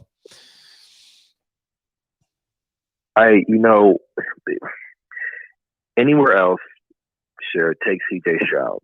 But, we talked about this before. To play at Ohio State, the standard is you need to be, you said top 15 quarterback. I say Heisman caliber quarterback. And I know CJ Stroud is just not the guy. You got to put Kyle McCord in there early in the season. The guy's a stud. He carries himself well, does the right thing, says the right thing, camp and practice, and has earned the respect of the entire football team. I don't like the way CJ Stroud carries himself. You can just see his body language is not good. You can tell he's second guessing himself. I mean, we could have won the Oregon game. We should have 3 more touchdowns. Go back and watch the game. 3 or 4 overthrown passes with it's just wide open. Just he blew by the receiver. Garrett Wilson in a lobby blew by the receiver. Just overthrown. And I mean, yeah, he can make the short passes. That's fantastic. And it's funny. PJ Fleck went on TV after the Minnesota game, and he said that Ohio State is one of the best offenses he's ever coached against, which was great. But then he also gave away his game plan. He said, we try to stop the run. We try to make them truly one-dimensional. Oregon literally took Minnesota's game plan and perfected it. They stopped the run, obviously. Oregon obviously did not believe in C.J. Stroud. They made C.J. Stroud throw.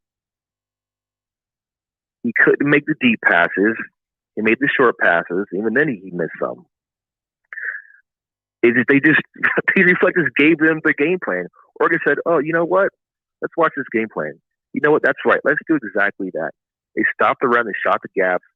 We couldn't do anything. And there's no excuse because our offensive line is monstrous. We have a massive offensive line. If you to allow your running backs to just not be able to move and run, it was a failure on the offensive line. The defensive line and the linebackers, I'll get the secondary some, a little bit of improvement. I didn't think that we would be as bad and as porous as we were. And it's sad. I think we're going to lose probably 2 more games. 2 more games. I don't even know if we'll make it to the Big Ten championship game. If you love football, if you play football, if you watch football, that team you saw against Oregon, that's not going to get you anywhere. Oregon, they beat Ohio State, great. Guess what, Oregon? You didn't beat Ohio State on their A game. You beat Ohio State on their worst day, and I can't remember how long. So kudos to Oregon beating Ohio State. Doesn't really say much. You didn't really get Ohio State. You got some kind of a high school team that was not football. It was not football.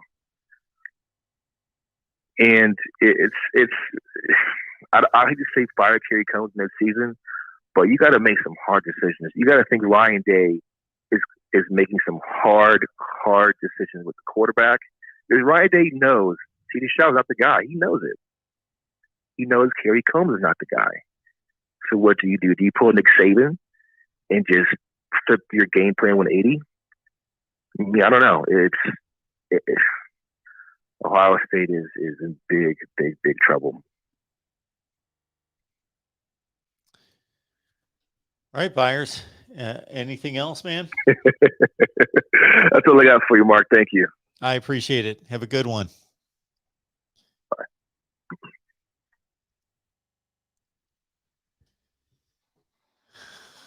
There were a few points in there I was going to get to, but we have talked the Buckeyes through and through.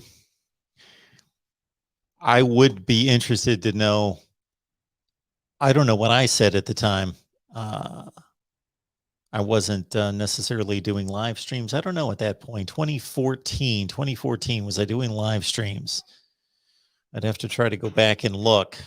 But what was being said by Ohio State fans at this exact time after week 2, 2014, losing to Virginia Tech by 2 touchdowns at home, and one JT Barrett going 9 for 29. I'm not saying that this Ohio State team is going to recover like that one, but it has happened. And they are talented. Welcome to the voice of college football. Who's on the line? Hey, Mark. You know how much I despise Ohio State. So I don't understand why people are making a big deal about it. It's just like what you said. They lost to Virginia Tech in 2014. Clemson lost to Pitt. I mean, you lost to a top 20, top 15, 10 team in the nation that's been recruiting very well over the last 2 or 3 years. So I don't know why. I mean, well, we lost to Georgia last week, Clemson. I was upset, but also I realized too that it's something that we talked about the whole year. Clemson's offensive line wasn't very good in the middle. So, you know, it's a long season. Ohio State has one of the top 5 rosters with Alabama, Georgia, Clemson, and Oklahoma, and they're gonna be back. If they play that game again, I don't like Ohio State. I think Ohio State wins the game. I mean, they played it again, and everybody looked down on Oregon because they had an issue with Fresno State, but Fresno State's a pretty good team. So maybe that's what it was. Because I didn't even hear Oregon fans saying that they had a chance, and I done told you this the other night when me and you talked. So I don't know why people are harping on that so badly. It's only the second game. You got a long way to go. Yeah, so that Ohio State will be there at the end of the day.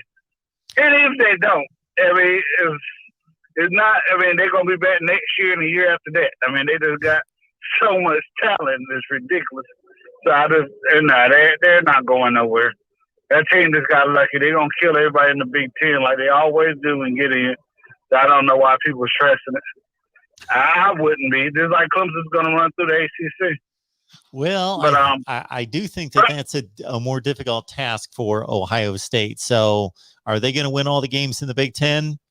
It wouldn't surprise me, but it also wouldn't surprise me if they got tripped up. You know how I feel about the Big Ten, and so I just don't give Big Ten football that much respect. I think Ohio State's by far better. I mean, Penn State and Wisconsin was an amazing game, but that old school defense. But how much was it? Like, how much speed or talent do you have? I mean, I think Ohio State just got some more speed and better talent than both of those teams. I'm going to ask you one question, DeAndre, before you go on with whatever you called about. Do you not believe that the Big Ten is the second best conference in the country? Mark, you already know that answer. No, and I'll never say I know what it you. is. I know what you. I know what you want the answer to be. I know what you want the answer to be, but I wouldn't put the ACC the best. In all honesty, you think that the ACC is a better conference than the Big Ten? No, this is what I think. If you switch Clemson and Ohio State, you'll get the same result. That's what I believe. If you take Alabama and put them in the Big Ten, I think you get the same result. I just think there's certain elite teams, and they get tripped up and lose sometimes. Yeah, but that's not evaluating the rest of the conference. You're not evaluating the rest of the conference. I agree with you, but what I'm saying is I just think there's only 5 elite teams in this, and if you take those 5 elite teams and switch them out, you'll get the same result. I mean, the Big Southeast Conference might be a little bit harder. I just don't think that there's that many good football teams outside of those 5. Yes, they do lose games sometimes, but that's what I believe. Now, like I said, I mean, it just any given Saturday. I mean, it happens. I mean, how many times has Ole Miss beat Alabama off of does Alabama have a crazy turnover? And Ole Miss go lose to another terrible team. But that's not what I'm calling you for tonight. So I have a social issue that I would like to talk about, and it does deal with football. So let me ask you a question. Mike Norvell loses to Notre Dame by freezing his kicker. He loses to what's this other school called? Jacksonville State with a 10-point lead in the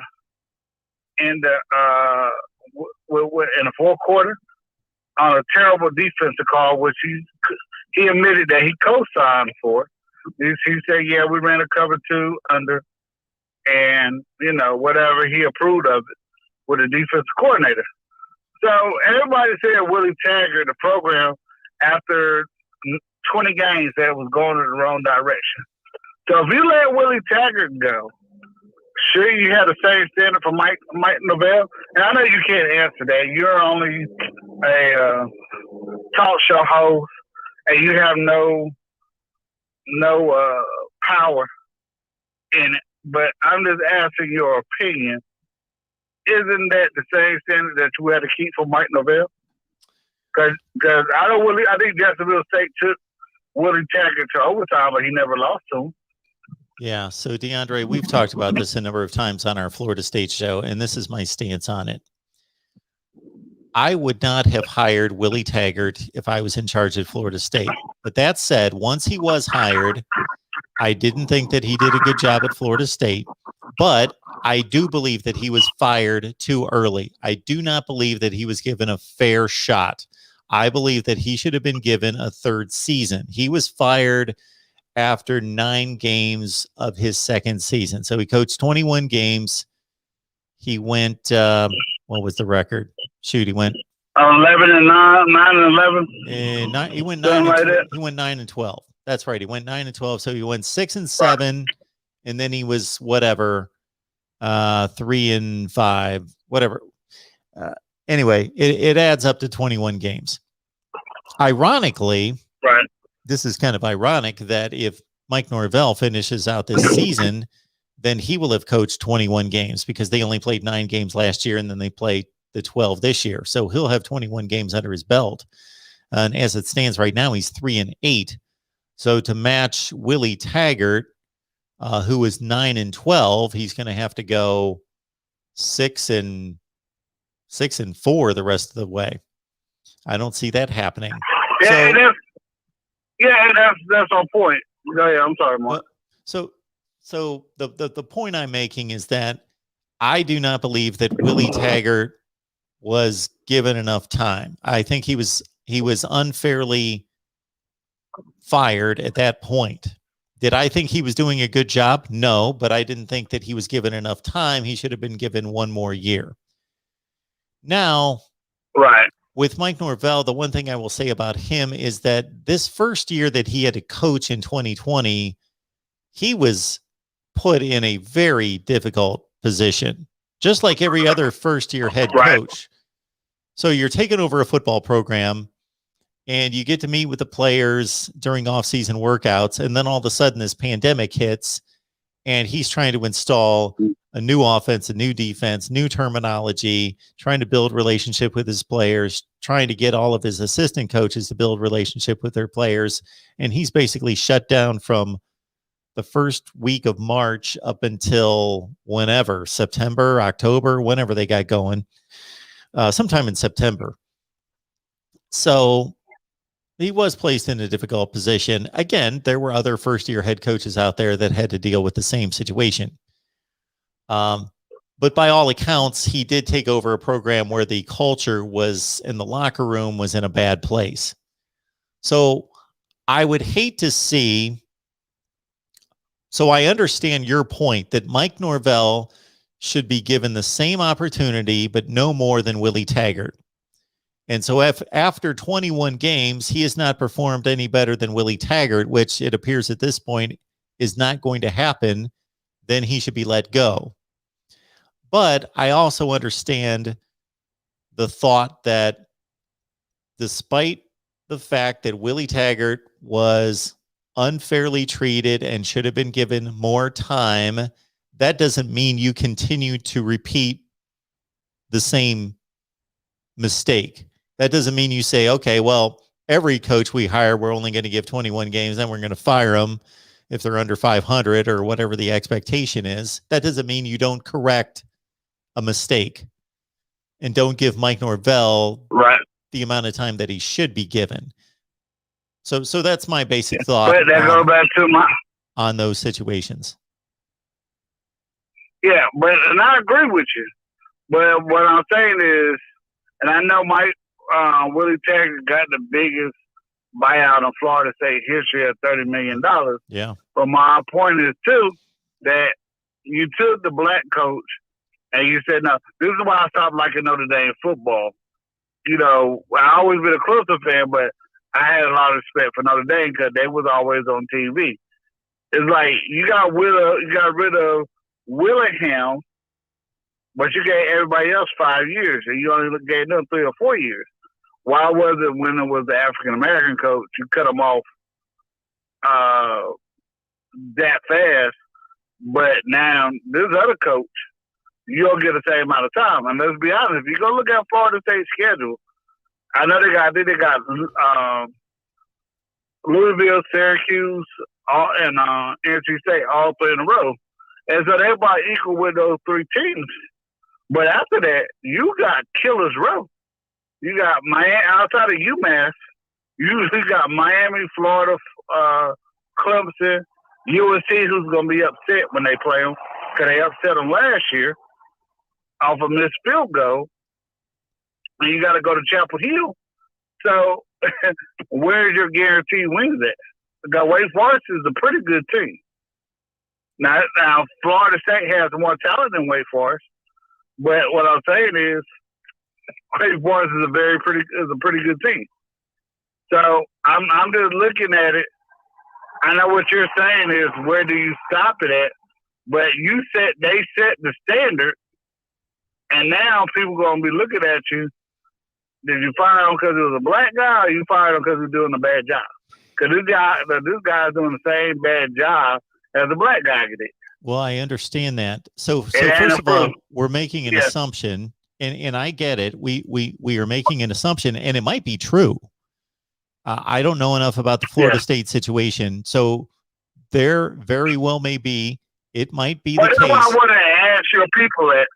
It might be the case that Willie Taggart was fired because, number one, he was doing a bad job. Plus, he was black, so we're going to get rid of him. That might be the case. I don't know. It might be he's not doing a good job. He's 9-12, and his team is in shambles. They're not even competing against the likes of Syracuse and Wake Forest, etc. But in addition, we're gonna cut him loose early because he's black. That might be the case. I don't know, or it might just be that we don't like how this is shaken out. He's a bad coach, and he's a bad coach, and we're going to get rid of him. But again, but that's what I'm saying. Even though you should have gave him more time. Yeah, I got you. I'm sorry, Mark. Well, I was just going to say that, again, you can look at it 2 different ways. You can say, well, then that's going to be our standard from now on, that if a coach is having a second season that's not going the way we want it to, then we're going to fire that coach before he gets to the end of a second season. We're forever going to do that. Or you can say, we made a stupid decision. We made a bad decision. Or maybe the thought was we should have never hired him in the first place, meaning Willie Taggart. So he's shown us after 2 seasons that he's not. So the second season, even though they cut him loose early, he obviously wasn't going to make something out of nothing. It was already proven that they weren't going anywhere that year. So even if he would have coached the last 2 games, they weren't going anywhere. But even I can't tell you what's going to happen the rest of the year. I mean, that was a very lucky win by Jacksonville State. But again, poor coaching moves caused that loss. They played Notre Dame very well, but how good is Notre Dame? Like you just said about the Toledo win. So my point is like, I don't have no dog in a fight. I'm a Clemson fan. I went to ECU, and I said it on my channel too. That a lot of people say, you wouldn't care if it wasn't a black man that we were talking about. But that's my fault. If you're gonna talk about equality and doing the right thing, that guy should be fired too. And after 2 years, but I get what you're saying though too. We don't know the real reason why he was fired. Yeah, but in every situation, like in every situation's different. You can't just say, we're at TCU, and our standard is you need to go 8-4, and so everybody that we hire better average 8-4. We're going to fire them there are different factors to consider. I would hope if I'm evaluating my football coach at the end of a season, sure, that's the first thing I start with. What's your record? That's the very most important thing. What's your record? Did you go 10-2? Did you go 2-10? What did you go?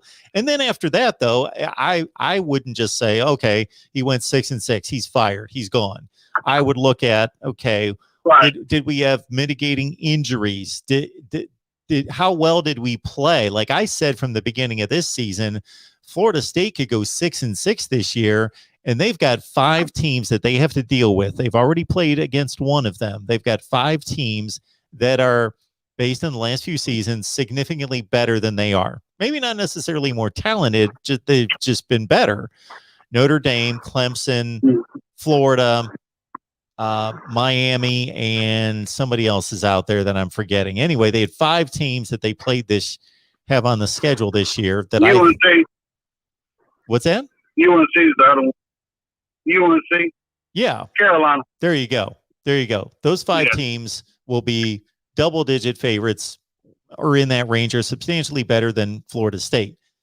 What I would want to see is, so if we, meaning I'm in the Florida State administration, we go 0-5 against those. Well, I'm not going to like that, but I'm going to judge that 0-5 differently if we get blown out in all 5 games versus we got blown out once. Clemson blew us out 48-10, but the other 4, we were in the game in the fourth quarter, like the Notre Dame game, or maybe not even that well. I would evaluate that differently than I would. So I wouldn't be just a record guy like, okay, you didn't go 6-6, you're fired. I would look at a lot of different factors and try to put it into context. I looked at the Notre Dame situation here. So I pulled up Ty Willingham's record. So he had a really good first season. I remember it well. They started off like 8-0 or something like that. He went 10-3. Then the next year they went 5-7. And then his last year they went 6-6 and he got fired. So I compared that to his predecessor, Bob Davie, who went 7-6 his first year. Then he went 9-3. And then he went 5-7. But then he went 9-3 again. And then he went 5-6 and got fired. So even though we lasted 5 years, it seems like they kind of went by the same criteria. So Bob Davie twice went 9-3, which pretty much saved his job. And then the second time that he dipped to 5-6, they fired him. Okay.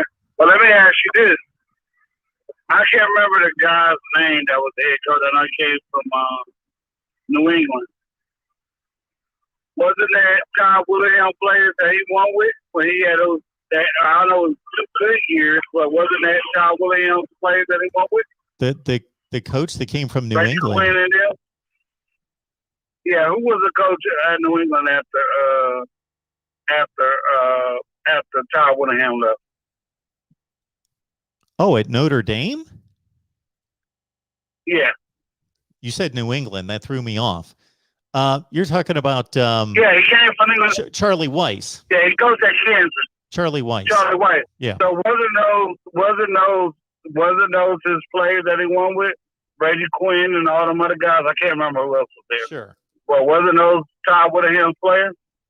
And like I said, I'm not in the Notre Dame historian like some people, but Jerry South was a great high school coach. Mm-hmm. I think he had 5 terrible years before he got fired at Notre Dame. So their standard was giving people 5 years until Ty Willingham came along. And I get what you're saying. It shows a downslope, but maybe he could have got it up just like Charlie Weiss could have. I'm just saying, if your standard, if that's the standard, that's the standard. And it should be like that for everybody. It's just like I live in a military town. And a lot of the soldiers would tell me, if a male soldier got to do 50 push-ups, the female soldier should have to do 50 push-ups, no matter what our body type is. Because they're pushing a female body, they're pushing their own weight. So we should have to do the same push-ups. That's what I'm saying. If that's the standard that you just said, hey, and I understand, reality, Novell is going to get another year because of COVID, and they can't afford to pay another $30 million to a coach after they don't fire. And I know that's the most realistic answer. But if I'm Dabo and I'm these other guys out on the field, like, that might be kind of a racist team over there. Well, the other thing you got to take into consideration is when you start throwing out all these Notre Dame coaches is that the people making the decision in 2005 aren't the same people that made the decision in 1985. It's 20 years later. They don't. Yeah, I got you. Yeah, I got you. So Charlie Weiss. But, go ahead. I'm sorry. So I'm looking at Charlie Weiss here. He went 9-3, then he went 10-3. Yeah. So then they went 3-9. Right. So there's an awful season. So you're thinking, okay, well then he's got to bounce back from that. So he goes 7-6 and wins a bowl game, and then he goes 6-6 the next year and he gets fired. Right. That's what I'm saying. He still got 5 years. It seems to be pretty consistent, though. I get what you're saying. Yeah, but one guy got 3, and other guys got 5.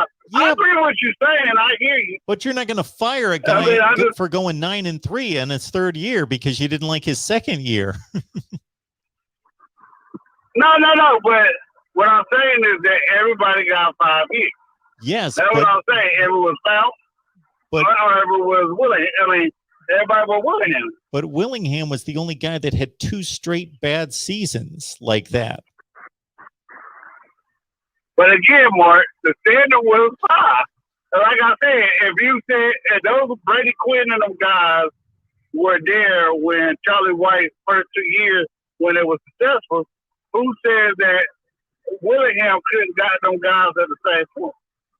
Well, I understand that. But that's all I'm saying. I'm just saying that it appears as though they're never going to fire a coach after one bad season based on Willingham, Weiss, and those two, and Bob Davie, those 3 coaches that spanned that block of time for about 15 years.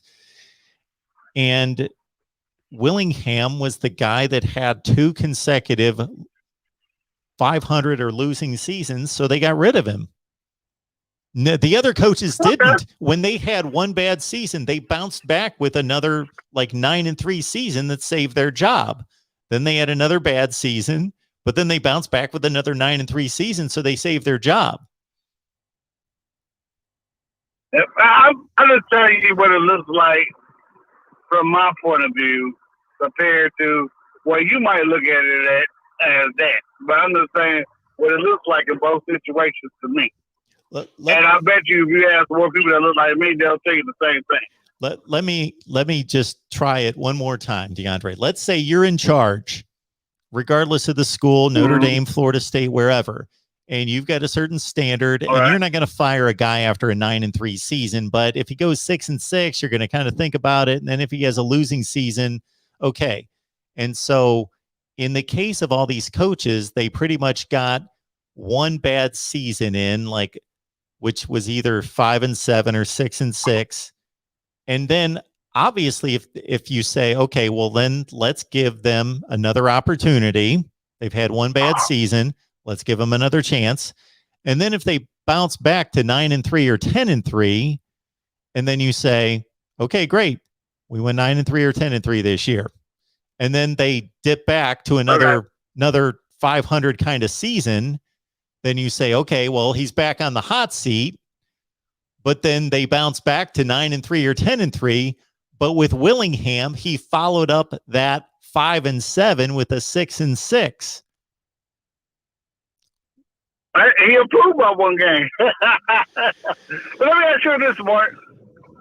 And I'm going to ask you like this.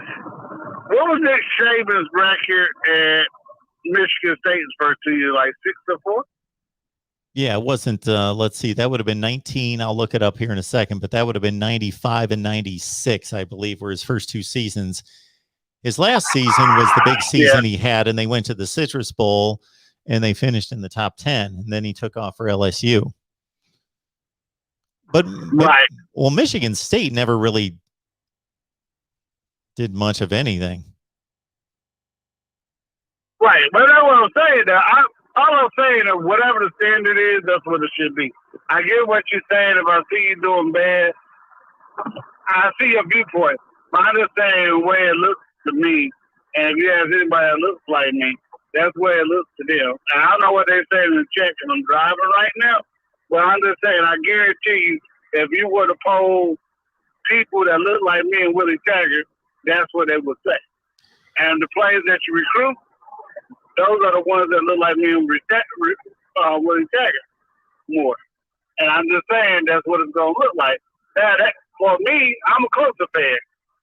So, yeah, go ahead and look bad all you want to. So, because I want to see Florida State do good, but I'm just saying that's the way it looks to a lot of people.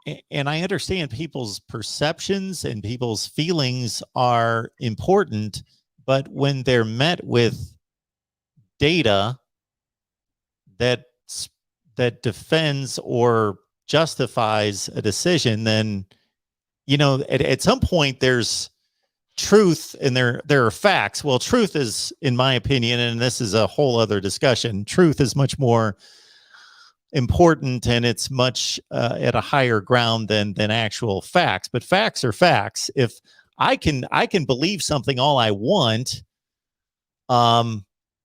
you know, I can believe I'm a millionaire and feel like I'm a millionaire, but if somebody shows me my paycheck and it shows me that I'm not a millionaire, well, the facts are that I'm not a millionaire.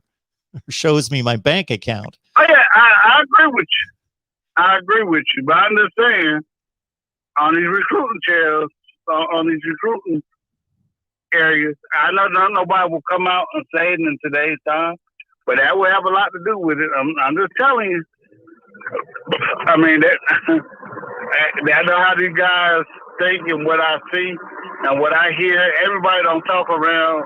Everybody doesn't have an open relationship like me and you do.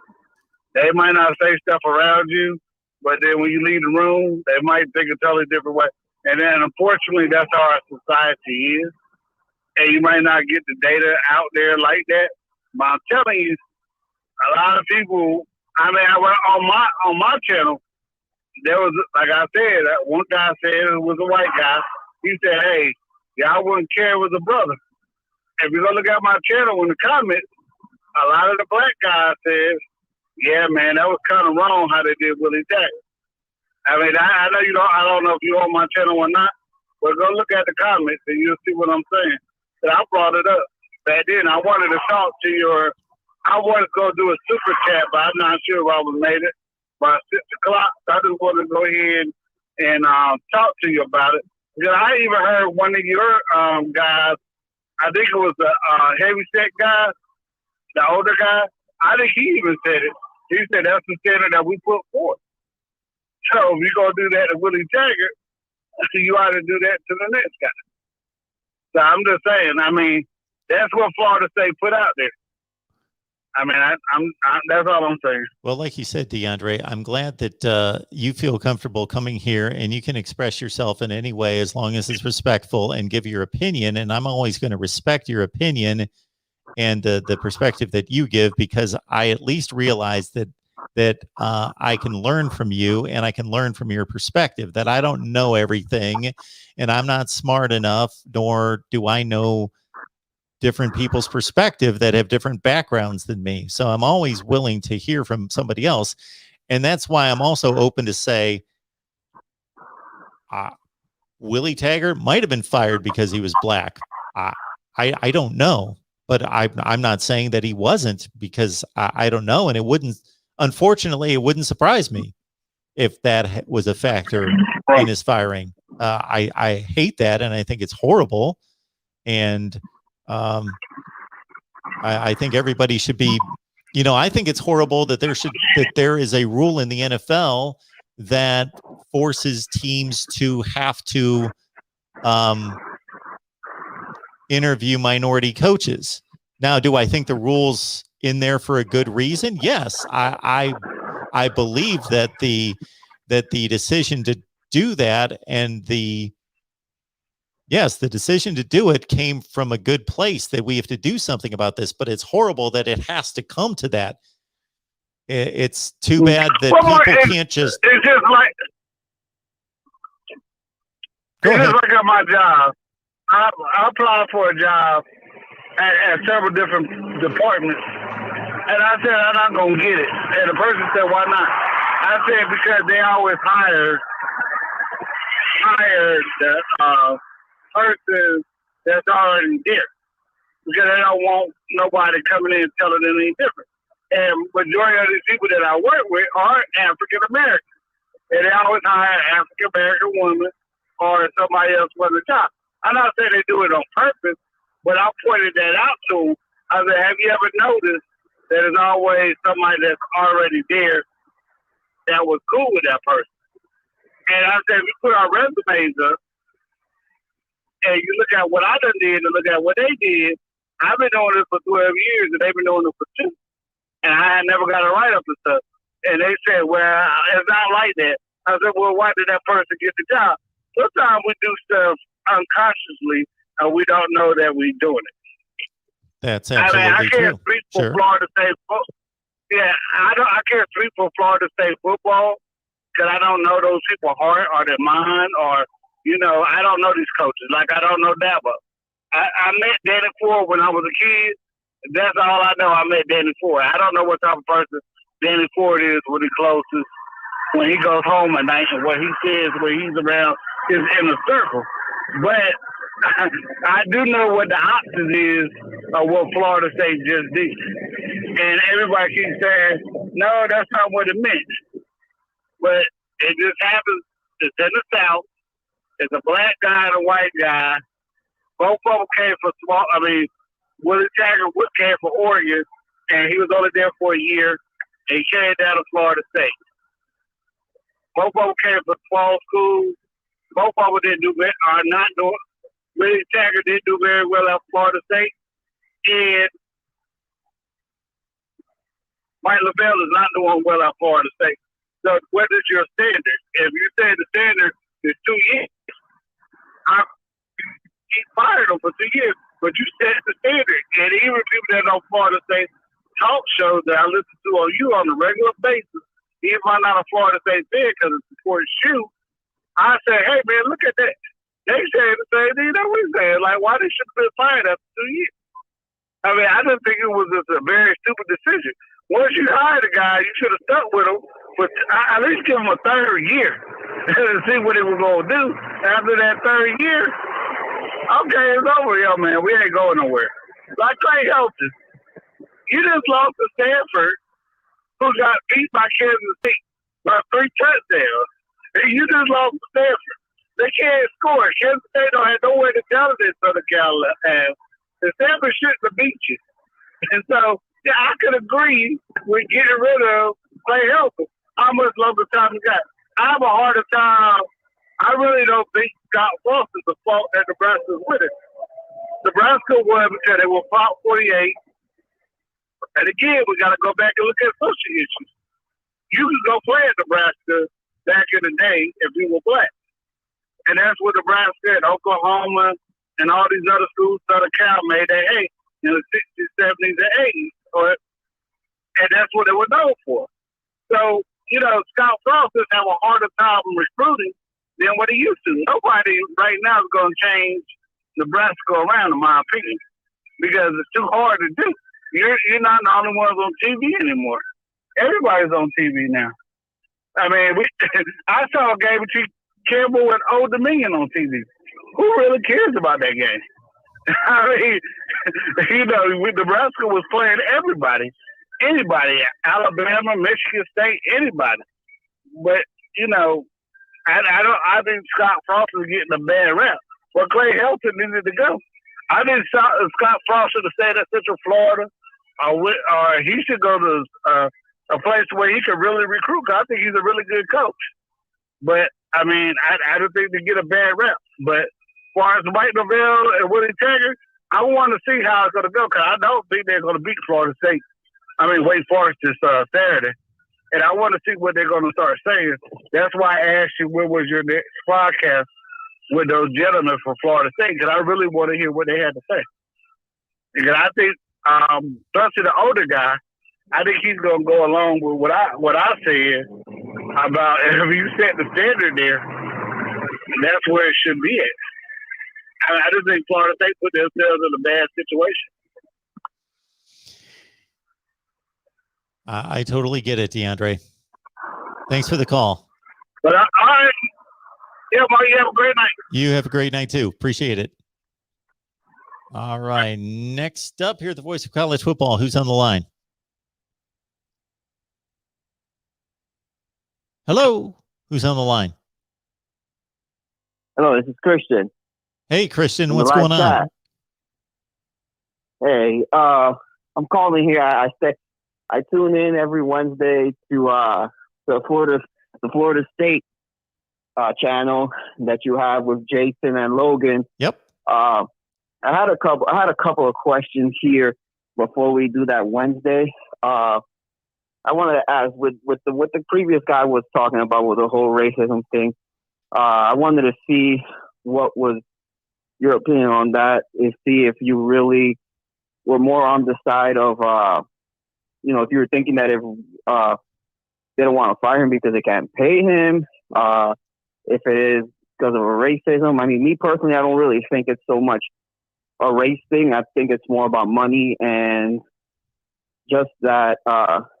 Mike Norvell took over a dumpster fire. Let's be honest. It's not easy right now to coach at Florida State. I was never really a fan of the hire of Willie Taggart. I've never really been a fan of that Pac-12 West Coast systems, especially with the fast-paced offense. So I mean, I think probably they're not going to fire him anytime soon. Not so much maybe because of the race, but more because they can't afford it, and I think they just want to see if we have any improvement. I mean, at this point, it can't get any worse than the last 4 years, I think, that we've suffered at Florida State. And I really like the job that Norvell has done, even though this last game, that was just pure coaching that we lost. I feel like we tried to get too cute on the offensive side to win style points with the committee, to put us maybe back up to the top 25. I don't know. It was a combination of multiple things, I think, starting with the coaching and not play calling, but I mean, the running back, I forget his name, the number 9, Talifi, I believe, something like that. Yep. He had a 3-and-1, I believe it was. And the man was struggling all game. He had a hole right up the middle, and he decided to try to bounce it to the outside and gain extra yardage instead of the first down. And they just kept playing him for some reason when Corbin was carving them up all game, and for some reason they just decided to stop feeding him the ball after he gained 100 yards.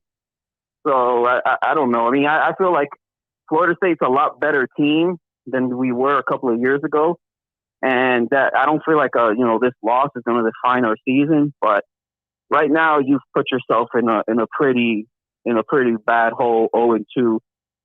Basically, you have to win these next 3 games.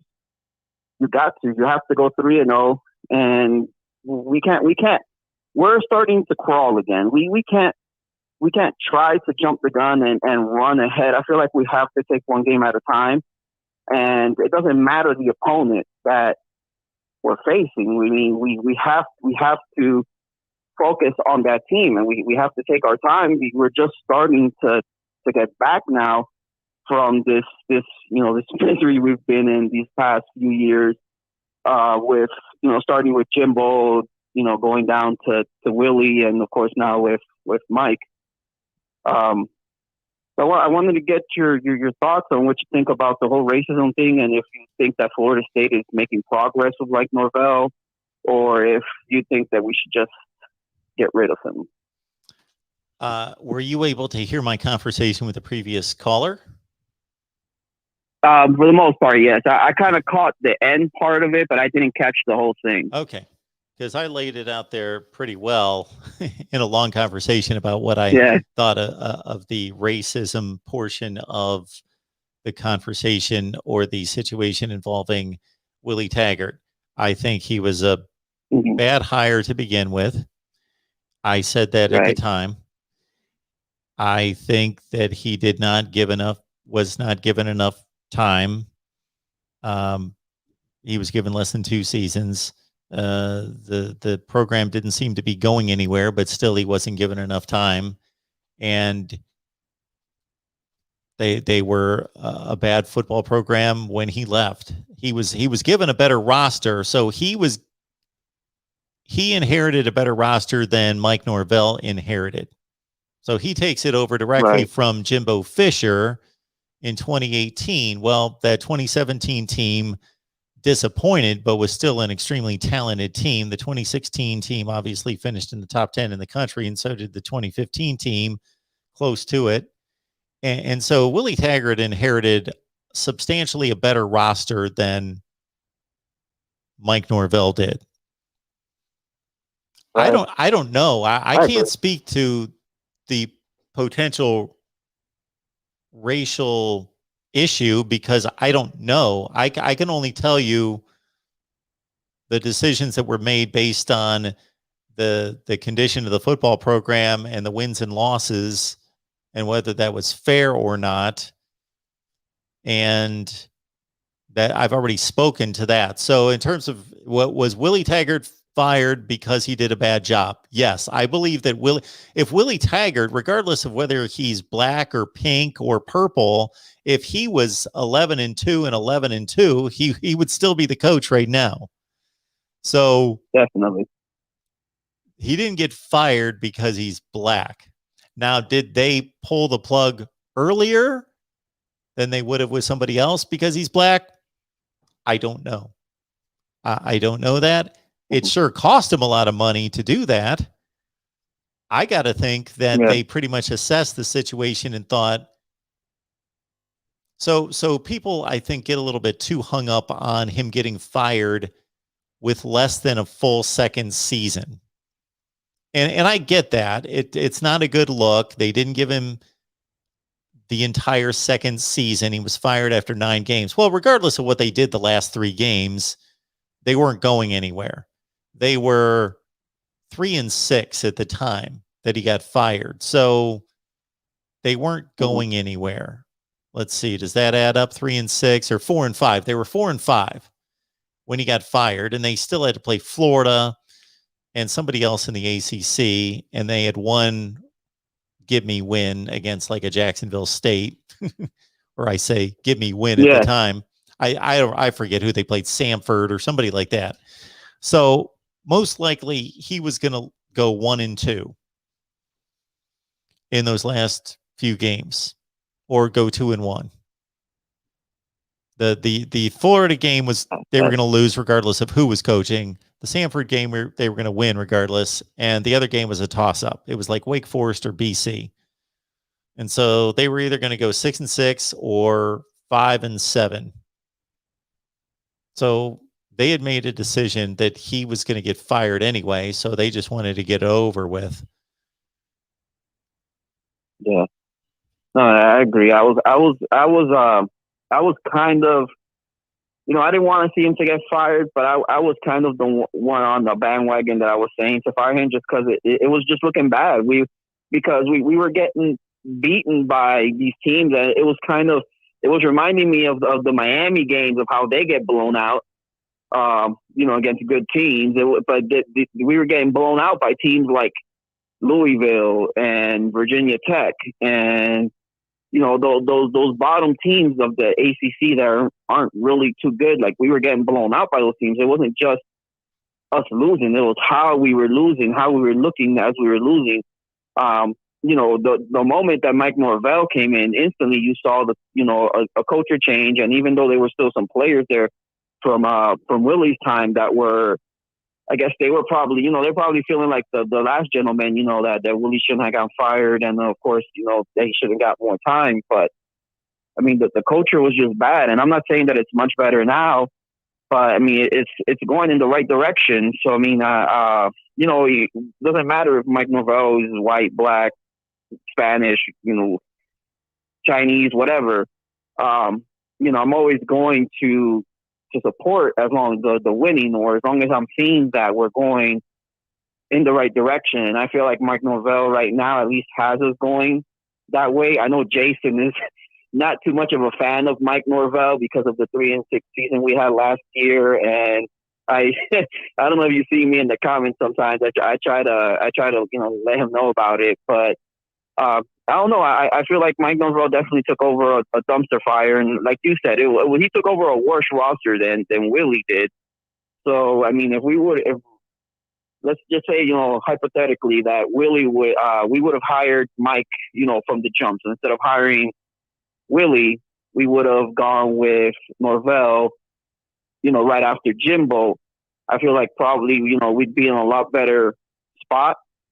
Right now, I'm not too confident just because of that last loss, but I mean, it's stuff that can be fixed.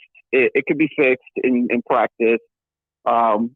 We definitely need to get the starting quarterback situation, straightened out. I feel like I've always been a McKenzie fan. Milton, I felt like he should have started over Travis, even though I understand that he hasn't really practiced as much. But I mean, the offense just looks so much more different with McKenzie under center, and even the run game works better because we have a quarterback that can actually throw the ball. And I'm not saying Travis can't, but Travis struggles to throw the ball short and intermediate. He's good throwing deep, but when it comes to nickel and diamond, he can't get the ball off on time. He has happy feet in the pocket. He likes to. I feel like you take his first read away from him. He likes to scramble, where McKenzie would kind of sit there and be more patient with the pocket and wait for the routes to develop. And I think it was very clear with going back to the Notre Dame game. There was, I believe it was a 3rd and 9 or 3rd and 10, something like that. And Notre Dame sent the blitz, and McKenzie was able to see the blitz, to, stay patient and throw a shovel pass the running back. Then he was able to gain the first down. If that would have been Travis, that would have either been a sack, a fumble. Oh, who knows what could have happened on that play. We probably would have been pushed back and knocked out of field goal range. And I believe that drive ended in a field goal. I feel like we have a lot of positive going on right now. Yep. Even though this last game was very bad. The last game, was awful. Well, I appreciate the call. Thanks so much for calling in. We'll see you on Wednesday. Sure, no problem. Thanks for taking my call. Yep, I'll see you Wednesday. Take care. All right, last call of the night. Welcome to the Voice of College Football. Who's on the line? Mark. Hey, Mark, this is Nick. How's it going? Hey, Nick. What's going on? Oh, just wanted to get your thoughts on a couple games. And I know for sure you watched the Oregon-Ohio State game. I did. What are some of your top takeaways from that? Do you think, I guess we can start with this. Do you think that was, it's obviously one of the biggest wins of the season, but is that the biggest result, I guess, of the season so far, would you say? Yes. Because that puts Oregon in a position to get to the college football playoff they could not afford to lose that game. The entire conference could not afford to lose that game and be taken seriously. So that was the game that they could make or break their season. Now, of course, they've got to complete it, but they can point to that win now. The Clemson-Georgia game obviously would be the only game played to date that could compare to it, but those two teams have more of an opportunity going forward. Okay. What were you surprised with what seemed like Ohio State's lack of defensive adjustments and the amount of man-to-man that they played in that game? Or? Yeah, so I don't know how much of the show you've heard, but we've gone through this a few times with a number of callers. Just in regards to The defensive secondary was a mess last year. It's still a mess. The linebackers have obviously been replaced since last year, and these players are more athletic, apparently. Supposed to be faster, speedier, but they don't have the experience or the football knowledge of Tuff Borland and Pete Werner in particular. Malik Harrison played really well at the end of his career. So the linebackers were non-existent. You know, the defense made no good plays until very late in the game, until the last few series. And I guess that even though it's alarming, but still not shocking that the linebackers in the secondary are not playing well, the defensive line is a big concern, and that was not anticipated. Okay. Well, cool. Yeah, I guess we can move on to my next thing. So, like you said, you guys have hashed all this out already. Were you able to catch the Michigan-Washington game? Yeah, I watched most of it, at least early on, until it was decided. First of all, if you get the chance, I know you're really busy, but and anybody else out there, you guys should go check out the 9/11 tribute they did at halftime. It's really cool. The band did. That was a really cool video or performance. But anyway, what were some of your thoughts on the Michigan-Washington game? Well, one would be that Michigan, you know, their defensive line dominated the game. Of course, with every game early season, you're trying to determine how good the opponent is. We expected Washington to be a top 25 team and to have a win under its belt. The week before, they could do nothing offensively against Montana. So Michigan's dominance is a good sign. But they pretty much statistically matched Montana's performance from the week before. They obviously have committed themselves to running the ball, and they were very effective doing that. I would consider that to be a more substantial sign that they could run on the Washington defense as much as they did. Yeah, I've heard, obviously, there's a lot of concern, I think, on the Michigan side of things, for why they didn't throw as much, which, I mean, nobody on the face of the planet is going to be happy with whatever it was, 44 yards passing. And McNamara, one of those throws was for 33 yards. I think that was in the second quarter. So, but obviously, I mean, to say they can't pass, I mean, in order to make a statement like you can't pass or you can't do this, you have to actually show that you can't do it. And I mean, that's not even showing, that's making the decision not to pass, obviously. I was a little frustrated. I think a lot of people were. Wasn't really a exciting or quote unquote sexy game by any means, but I mean, I don't know. I think Washington's secondary is one of the better ones that they're going to see all year, at least talent wise. So I mean, if you know that Washington has only got 4 scholarship receivers active, you know they can't move the football. And really their only strength, major strength, I would say, was their secondary. If you're moving the football, I mean, at one point Blake Corum was averaging over 9 yards a carry. Why would you try to move the football down speed? That's like playing into Washington's only strength. Like I said, you know they can't score on you. So that was going to be the reason why I was going to ask, why is anybody upset with that game? So if I'm a Michigan fan and all that matters is winning the game, I'm not saying that is all that matters, but let's say for a second, all that matters is winning the game. I don't know why anyone would be upset with that, because why they didn't need to pass. So they were blowing holes open and their runners were blasting through for 340 yards rushing. So they didn't, and their defense was so dominant that even though the score didn't get out of hand until very late in the game, they had control of the game. They were running the ball up and down the field. They didn't have to pass. So that's point number one. If all you're looking for is to win the game, they were doing it the most effective way without risking turnovers and running the ball down their throats. Now, the one consideration I would give to that is that at some point in the game, they almost couldn't lose the game. They had control of the game. I don't remember what the score was. It was 10-0 forever, but way beyond that, 17-0, 24-3, whatever it was, that if I'm coaching the team, then I'm saying, okay, we've run it down their throats. We're safe. We've got a 3-score lead.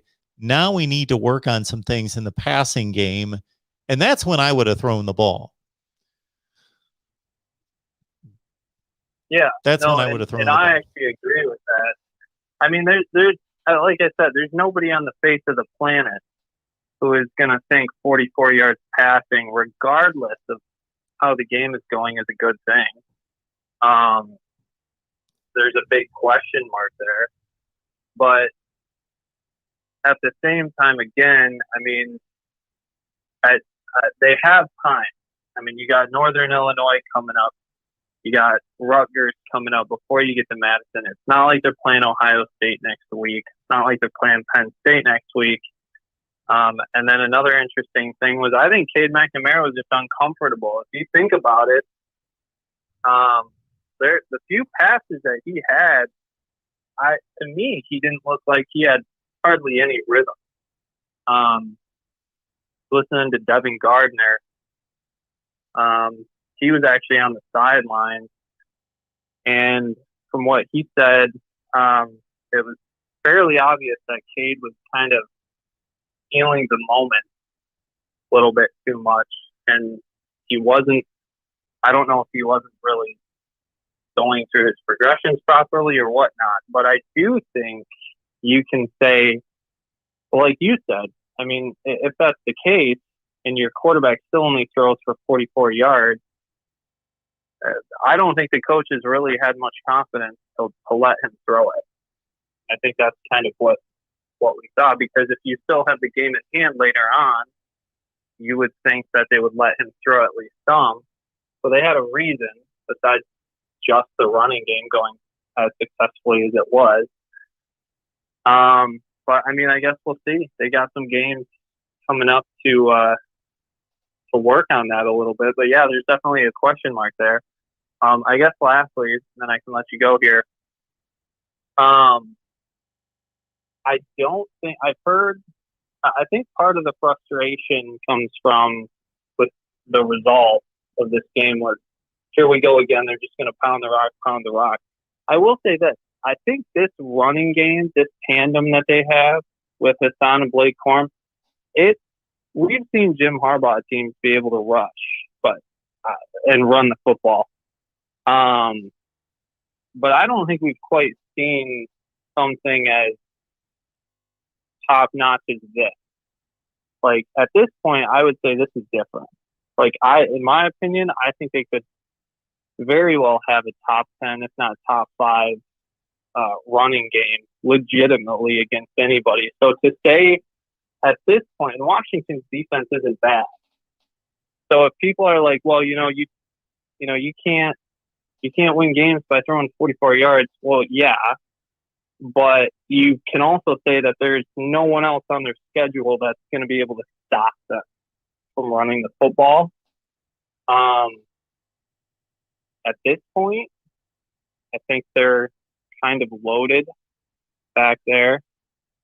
So I think that's just kind of another thing to consider. I don't think Harbaugh, since he's been at Michigan, has had this good of a running game. Especially I guess I'd just say the most impressive thing about the win, if you can take away anything, is Washington knew it was coming, and they're not a bad defense, and they tried everything defensively. Everything. They threw everything. I mean, I'm pretty sure Harbaugh said anything known to man to try to switch things up, blitzing, and none of it worked at all. So I don't think this is just a standard, Michigan running game. I think we're kind of seeing something a little bit more elite than that. So, but anyway, those were my only points. So I'll let you go. Thanks. All right, appreciate it.